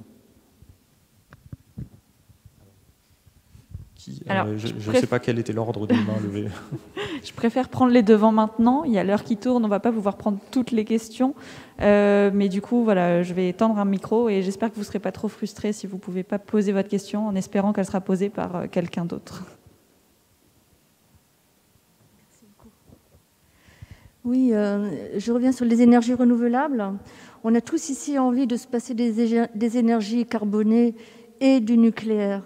Alors, la question c'est, est-ce que c'est possible? Et j'ai un semblant de réponse, en sachant que les énergies décarbonées, c'est le soleil, c'est l'eau, c'est le vent, comme vous l'avez dit, mais c'est également l'hydrogène dont on n'a pas trop parlé. Non, l'hydrogène... L'hydrogène, c'est un vecteur. C'est pas une énergie, l'hydrogène. Comme réserve d'énergie, bien sûr. Oui, mais c'est une réserve qui coûte cher. Comme réserve d'énergie quand il n'y a pas assez de soleil ou pas assez de vent. Oui, voilà. Oui. C'est ça que je voulais dire. D'accord. Avec l'utilisation de l'hydrogène. Mais vous avez utilisé le mot de biomasse dans la production d'énergie renouvelable. Oui. C'est quand même très controversé actuellement. On sait que les émissions de CO2, quand on brûle de la biomasse pour en faire l'électricité, ce n'est pas neutre au niveau des gaz à effet de serre. Et on le sait de plus en plus sur le plan international. Donc, je trouve qu'on utilise encore en France beaucoup trop de bois. Vous parlez de l'Amazonie pour la déforestation par rapport à l'élevage, mais on l'utilise ici, du bois, pour faire l'électricité, et ça semble quand même rédhibitoire sur le plan des émissions à gaz à effet de serre. Qu'est-ce que vous en pensez? Et aussi, on pourrait sans doute, du coup, en France, à une échéance assez faible, assez proche, n'avoir un mix énergétique 100% renouvelable, décarboné, avec les énergies que je viens de citer. Est-ce que vous pensez que c'est possible? Oui. Merci. Alors si vous voulez, je vais répondre, puis ensuite, j'ai effectivement travaillé depuis 40 ans là-dessus. Et donc, j'avais donc fait ce livre dont je vous ai parlé, Les énergies de l'Alsace, pour regarder ce que ça donnait en Alsace à l'époque, en 80 et 83. Et donc, effectivement, techniquement, c'est possible. C'est encore beaucoup plus maintenant, parce que les techniques ont tellement évolué qu'il y a beaucoup moins de soucis. Parce qu'il faut, si on adopte la structure des séries dont j'ai parlé, les systèmes énergétiques renouvelables intelligents, vous ne produisez pas trop inutilement, vous stockez, vous utilisez efficacement. Donc c'est ça aussi. Il faut faire une économie d'échelle pour tout. Et quand on est très efficace, on peut se le permettre et éviter de gaspiller. Donc ces systèmes-là que je prône sont très efficaces. Alors, il faut mettre en œuvre tous les types d'énergie renouvelables. Il ne s'agit pas de faire du 100% éolien, du 100% photovoltaïque ou du 100% je ne sais quoi, biomasse par exemple. C'est hors de question, c'est idiot.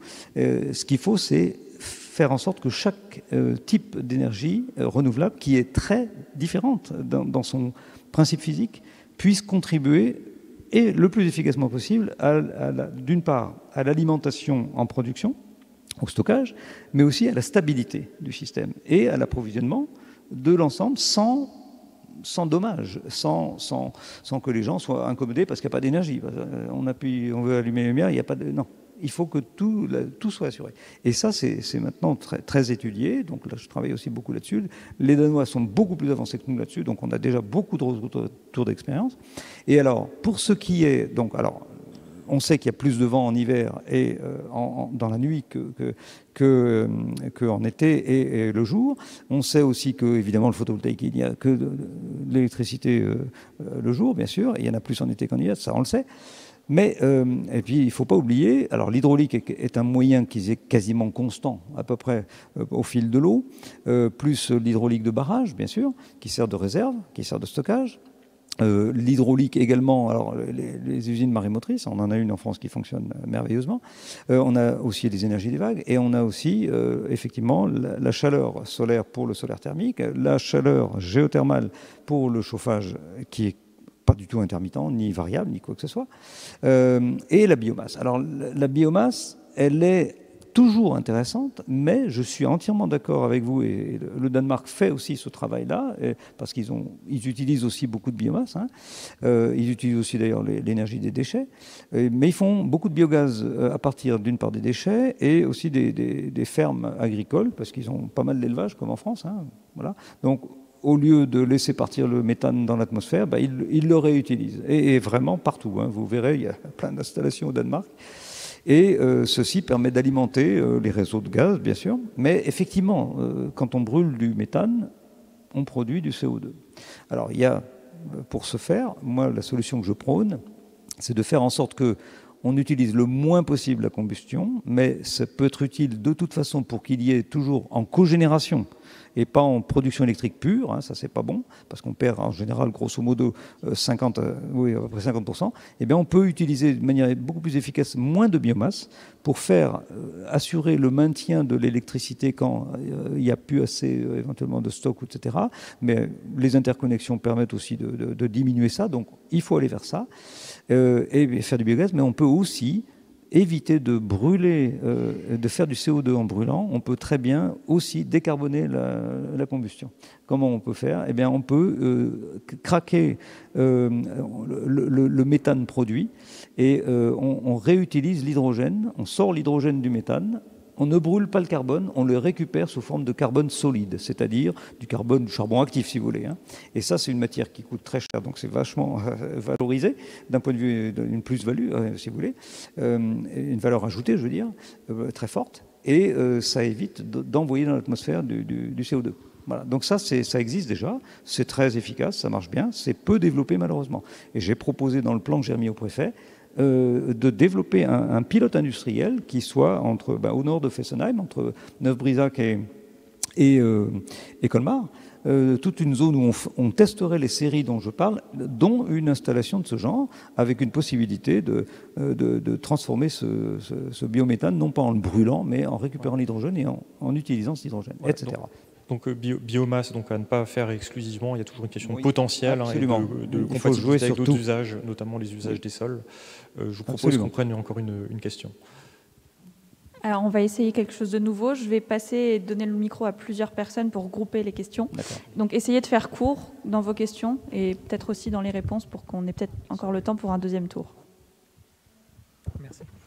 Moi je voudrais savoir à quel degré les industries s'intéressent aux séries ou à la cogénération. Est-ce qu'elles peuvent, dans leur structure, mettre en place à grande échelle ce que vous appelez les séries, par exemple, ou la cogénération? Est-ce qu'ils ne peuvent pas, parce qu'ils ont un rôle important à jouer, est-ce que les industries ne pourraient pas elles-mêmes révolutionner leur système de production pour tenir compte, effectivement, des nouveautés que vous veniez de proposer là, que vous appelez séries?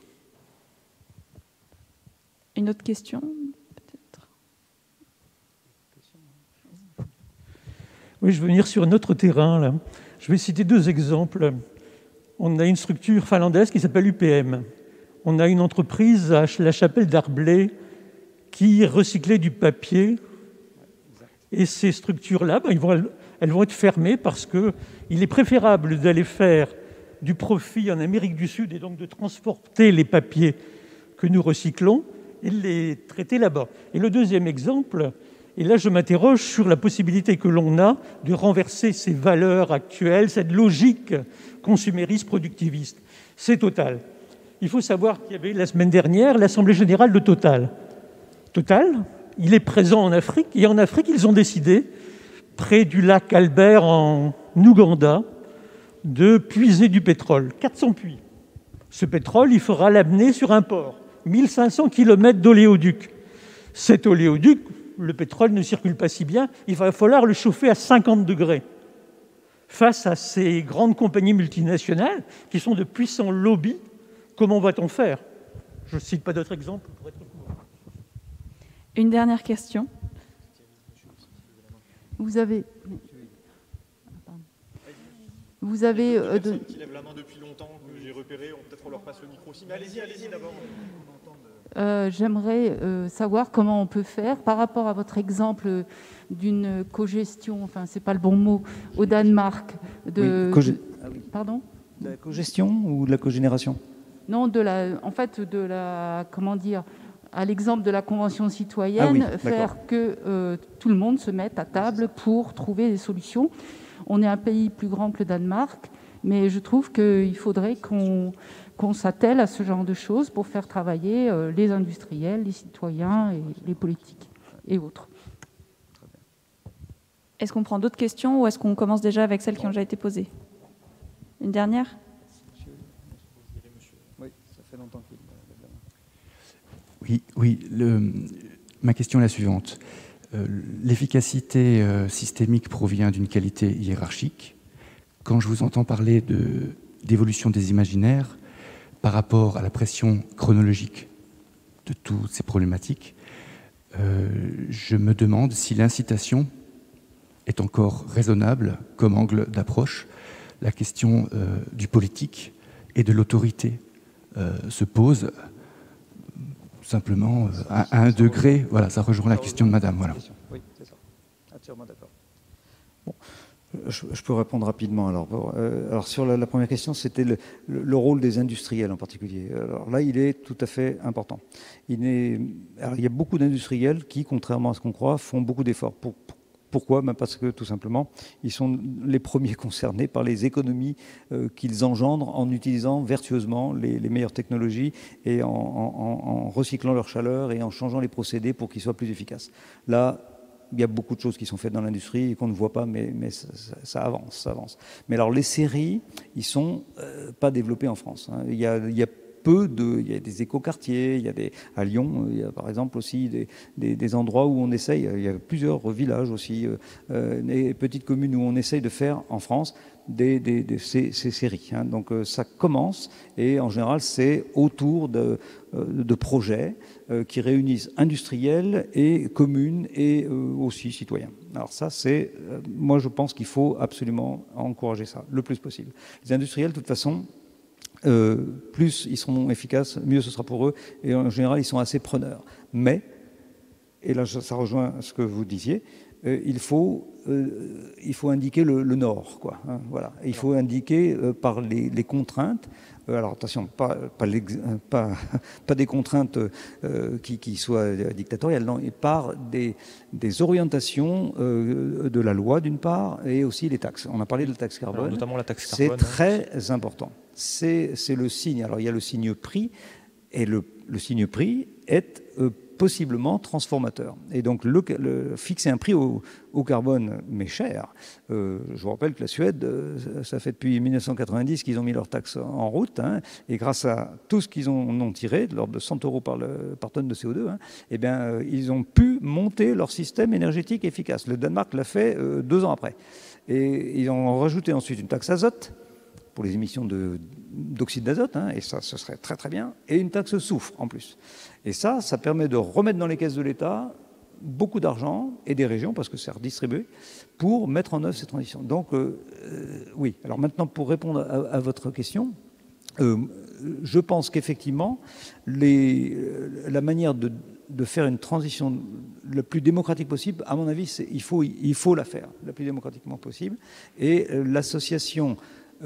pas seulement national, mais local, à l'exemple de ce qui a été fait avec les citoyens. On voit que les citoyens, quand ils se mettent à étudier une question en 9 mois, ils ont accouché en 9 mois de solutions qui sont absolument pertinentes. Même si elles sont insuffisantes à certains degrés, j'ai fait un papier là-dessus que vous pourrez voir sur Internet, et que j'ai fait à leur demande. Ils m'ont demandé de critiquer leurs propositions. Eh bien, on peut le faire en associant le plus possible, je pense, les citoyens, les industriels et les... Alors oui, cette association, Non, c'est cette association. Ah, d'accord. Alors, peut-être comment amorcer la pompe. Finalement, quelle valeur on peut donner, par exemple, au carbone dans l'imaginaire. Aujourd'hui, combien vaut pour le citoyen une tonne de carbone, par exemple? Est-ce que c'est un outil qui est pertinent, ou qu'est-ce qu'on peut imaginer comme autre outil pour amorcer finalement cette transition? Tout à fait. Alors, ça va répondre à la question de monsieur sur l'incitation est-elle encore raisonnable. Je pense que de moins en moins. Avec l'urgence climatique, on va tomber dans... Alors déjà, dans un premier temps, je pense que déjà, si on faisait de la planification, ce serait bien, jusqu'à 2050, voire même au-delà. Ensuite, il y a l'obligation, la loi, c'est forcément, ça fonctionne. Je prenais l'exemple tout à l'heure de la ceinture de sécurité et puis de la cigarette. Il faudra qu'on en passe par là. Et un dernier exemple, alors qui est peut-être un petit peu radical, mais c'est des choses qui ont été étudiées, c'est la question du rationnement et de la carte carbone pour chaque personne. Donc vous avez un quota sur une année, vous l'utilisez comme vous voulez. Vous pouvez prendre l'avion, la voiture, le vélo, comme vous voulez, mais une fois que vous avez dépassé vos quotas, c'est tout, c'est fini. Et ça, c'est pas de l'utopie. Faut savoir que dans les années 2000, quand on parlait beaucoup du pic pétrolier, en Angleterre, ça a été notamment étudié par le ministère à l'époque de l'Environnement, c'était sous le gouvernement de Gordon Brown. Ils avaient été très très loin dans les réflexions pour essayer de voir s'il était possible de mettre en place une carte carbone de rationnement à l'échelle du Royaume-Uni. Ça n'a pas été mis en place puisqu'il a perdu les élections après, mais je pense que ces questions-là, qui sont encore peut-être un peu tabous, d'ici quelques années, on n'aura plus le choix de se les poser, et ce sera peut-être la manière la plus démocratique d'y arriver, en répartissant le quota carbone de manière équitable dans l'ensemble de la population. Je pense qu'au niveau des imaginaires, ce que l'éducation peut parvenir à faire dès aujourd'hui sans atteindre ces cartes de taxe carbone, c'est de finalement faire sentir aux citoyens, je pense qu'il y a une équité à trouver là-dedans. L'équité, c'est par exemple de ne pas voler le droit à polluer, à émettre du carbone de quelqu'un en soi-même s'arrogeant une part significative de consommation. Je pense par exemple à un SUV contre un vélo en ville. Finalement, qu'est-ce qui ferait que cette personne s'arrogerait le droit de polluer plus qu'une autre? Derrière ça, il y a une notion d'égalité, ou d'équité plutôt, qui est importante et qui permet peut-être de rendre acceptable cette chose. Aujourd'hui, on a besoin de se voir restreindre nos libertés. Je n'ai pas le droit de tuer quelqu'un dans la rue parce que ça me fait plaisir. C'est une restriction de mes libertés. Et pourtant, cette restriction de liberté, elle est bénéfique au bien commun. Donc il faut que le public et que les citoyens s'imprègnent finalement de cette notion d'égalité dans les émissions de carbone. Et c'est là c'est ce que je voulais dire par rapport au prix du carbone. Ça, c'est quand on a une vision plutôt économique, mais derrière, il y a une notion finalement de préservation de la vie dans cette équité. Oui, avec aussi, peut-être pour finir, une responsabilité historique aussi. Voilà, c'est quand même majoritairement l'Europe. J'ai dit équité et pas égalité, parce qu'aujourd'hui, nous avons une responsabilité beaucoup plus importante que certains pays, ce qui veut dire que peut-être cette répartition des droits à émettre ne devrait pas être égale entre les pays. Oui, tout à fait. Et puis juste pour compléter, Bruno Latour dernièrement a parlé de classes géosociales, de classes de population qui se retrouvent par leurs revenus et par leurs émissions de gaz à effet de serre. Pour vous donner juste un comparatif, le 1% des plus riches de la planète a une empreinte carbone d'environ 200 tonnes équivalent CO2 par an. Un Français, c'est 12 tonnes équivalent CO2, vous voyez. Et les populations à l'heure actuelle qui émettent le moins, c'est les personnes qui habitent en Honduras ou au Mozambique, qui sont à 100 kilos équivalent CO2 par an. Donc vous voyez qu'il y a vraiment les inégalités économiques, sociales et environnementales sont extrêmement poreuses, on les retrouve, et que c'est aussi une question à la fois environnementale mais aussi de justice sociale, et la transition doit se faire de manière juste, parce que c'est aussi ces valeurs-là qui nous animent tous aujourd'hui, je pense. C'est vraiment de faire en sorte qu'un maximum de personnes puissent avoir accès à des besoins fondamentaux qui à l'heure actuelle ne sont pas satisfaits pour eux. Alors, je vais essayer de répondre aussi. Je pense que effectivement l'incitation ne suffit pas, ça c'est clair.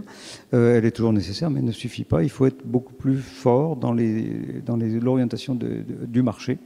Il faut orienter de manière beaucoup plus efficace les investissements dans le sens de l'intérêt général, donc de l'efficacité et de la sobriété et du recyclage, parce qu'on n'a pas parlé de recyclage, mais ça fait partie de cette vision holistique globale qu'il faut avoir de la planète en fait. Il est clair que les banques ont un rôle énorme à jouer. Si les banques cessent, et il le faut, cessent de financer les investissements dans les énergies fossiles, elles s'arrêteront très rapidement. Voilà, donc le dernier rapport me donne un petit peu d'espoir de ce côté-là, de l'EIA, parce que c'est la première fois qu'on en parle. C'est la première fois qu'on voit dans un rapport international cette recommandation que nous, on porte. Enfin, moi, je suis dans aucun parti, hein, je le dis tout de suite. Hein, je tiens absolument à être indépendant. Donc, je n'appuie ni les uns ni les autres. Mais c'est quelque chose que nous, en tant que chercheurs, et beaucoup de citoyens portent depuis très longtemps, beaucoup d'associations aussi. Il faut cesser les investissements dans les énergies fossiles. Voilà. Donc ça, c'est radical. Hein. Mais ça va réorienter le marché. Il faut que les indicateurs pour le marché soient très clairs. Et donc, il faut aussi que les règles, donc il faut une économie régulée, une économie de marché régulée, pour qu'on puisse effectivement avoir l'efficacité de la recherche et des entreprises, et y compris la concurrence, hein, ça aide à l'efficacité, mais aussi mettre les taxes pour empêcher de faire des bêtises. Donc il faut aller vers l'efficacité et les technologies les plus vertueuses et les comportements. Alors ce que je voulais dire, et je termine, c'est l'impact des structures. J'insiste énormément là-dessus parce que toutes mes recherches me conduisent là-dessus. C'est la structure qui fait l'usage. Et si on ne change pas les structures, il n'y a aucune chance qu'on change les usages et donc les émissions. En changeant les structures à toutes les échelles, hein, et pour tous les aspects de la vie sociale et économique, on change les comportements et on change le rapport à l'énergie. Et vous verrez, l'efficacité va très très vite augmenter. Et donc on pourra faire de la bonne croissance vraiment verte, hein, je ne parle pas de la pseudo-croissance verte, mais de la vraie croissance vertueuse, hein, je préfère dire vertueuse que verte, avec des emplois, avec de la richesse répartie, etc. On pourra. L'Afrique, elle est riche de plein d'énergie, c'est pas un souci. Mais pas le pétrole. C'est une catastrophe le pétrole. On parle de malédiction du pétrole, c'est pas pour rien, parce que à chaque fois c'est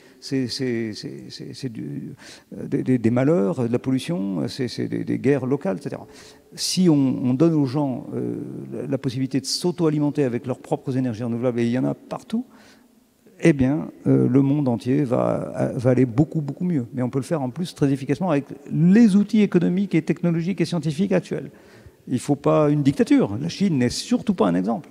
Il faut, au contraire, je préfère le Danemark, une économie vertueuse et planifiée où les gens discutent ensemble et organisent ensemble. Mais moi, je l'ai vu fonctionner. Hein. À Aarhus, je suis allé, j'ai vu comment s'instaure le changement de la ville. Et il change. Je vais encore y retourner cet été parce que ça progresse énormément, parce que tout le monde le fait. Oui. Alors, la conférence arrive malheureusement à son terme. Peut-être Monsieur parlait d'autorité. Alors, il y a certains ouvrages qui évoquent, notamment dans l'effondrement des sociétés, justement ce type de passage obligé dans l'effondrement qui est d'abord un régime autoritaire, avant finalement la dégradation de toute l'organisation et de la structure même, hein, dont tu parlais Thierry, que ce soit une structure énergétique, une structure sociale, une structure au niveau des réseaux qui intervient. Donc on peut espérer qu'on n'en arrivera pas là.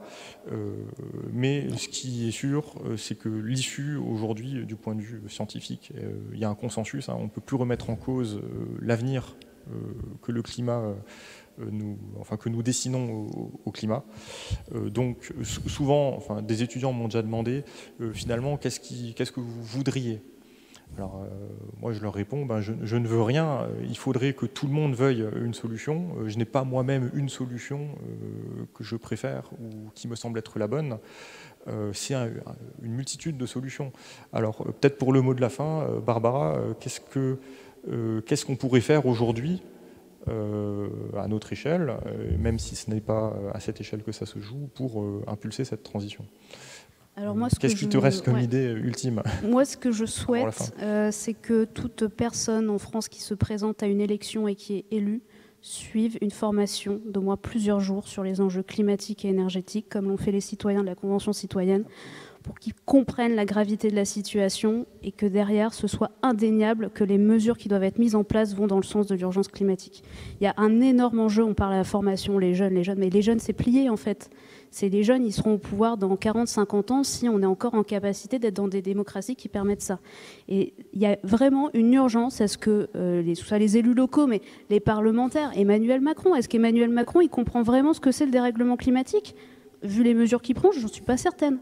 Donc il y a ce véritable enjeu, et aussi leur apprendre à résister aux lobbies, parce qu'on n'en a pas parlé, mais dans le secteur de l'énergie, dans l'agroalimentaire, dans l'automobile, le poids des lobbies est juste énorme, et nous, petits citoyens à côté, souvent on se sent écrasés, et tant que ça ne changera pas, on continuera à aller dans le mur. Alors pour éviter le chaos climatique, je ne pense pas qu'il faille une dictature. Je pense qu'au contraire, il faut plus de démocratie, pas seulement participative, mais aussi délibérative, comme ça a été pour le cas pour la Convention citoyenne. Et moi, j'ai vu des citoyennes qui participaient à cette convention, qui ont fait une évolution absolument remarquable, avec des propositions, mais pensées, réfléchies. Je pense qu'ils ont acquis une connaissance bien supérieure à la moyenne des parlementaires.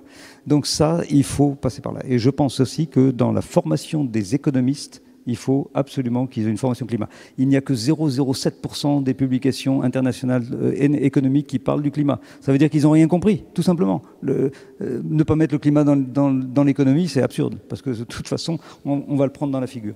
Donc ça va impacter l'économie. Donc c'est complètement virtuel, en fait.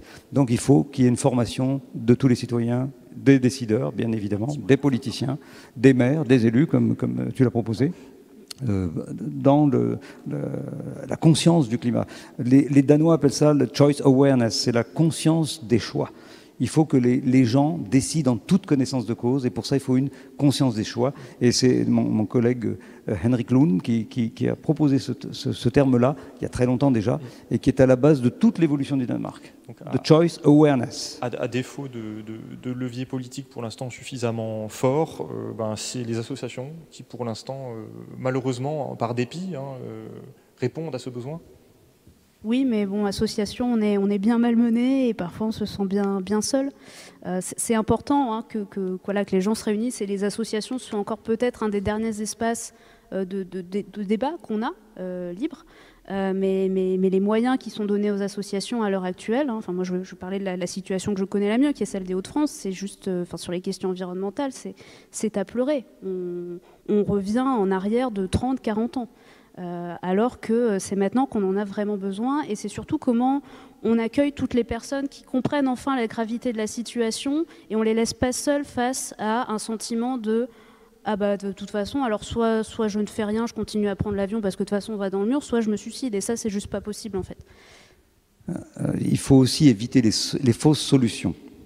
Les fausses solutions, l'hydrogène, vous en avez parlé madame tout à l'heure, n'est pas une énergie. L'hydrogène, c'est juste un vecteur d'énergie qu'on obtient avec, en fait, une autre énergie. Le problème, c'est la chaîne de rendement. Si vous regardez la production, si vous voulez faire avancer un camion avec de l'hydrogène, il faut avoir produit l'hydrogène par électrolyse. Il faut donc avoir une production d'électricité. Vous regardez le rendement de la production électrique. Centrale nucléaire, 33%. Électrolyseur, 65%. Vous comprimez à 700 bars. Ou vous stockez, ou vous liquéfiez, il y a aussi encore, mettons, 85%. Vous avez ensuite la fabrication d'électricité pour le camion, parce qu'il va utiliser l'hydrogène pour refaire de l'électricité pour faire tourner ses roues. Eh bien, vous avez encore 50% de rendement. Vous multipliez tout ça pour avoir le rendement global. Vous êtes entre 7 et 9% de rendement. C'est une catastrophe. Donc on est dans ce cas comme dans d'autres. Là, bien sûr. On est dans des considérations plus techniques. J'ai dit 65%. J'ai dit 65%, monsieur. Je vous invite à débattre sur cette question après. L'électrolyseur, c'est 65%. On va pouvoir s'arrêter là pour et les meilleurs en aparté. Monsieur, 65% vous pourrez en parler peut-être avec monsieur Delaroche-Lambert une fois qu'on aura terminé. Puis la combustible, 55%. Voilà, donc je vous remercie pour votre présence et votre attention. Merci.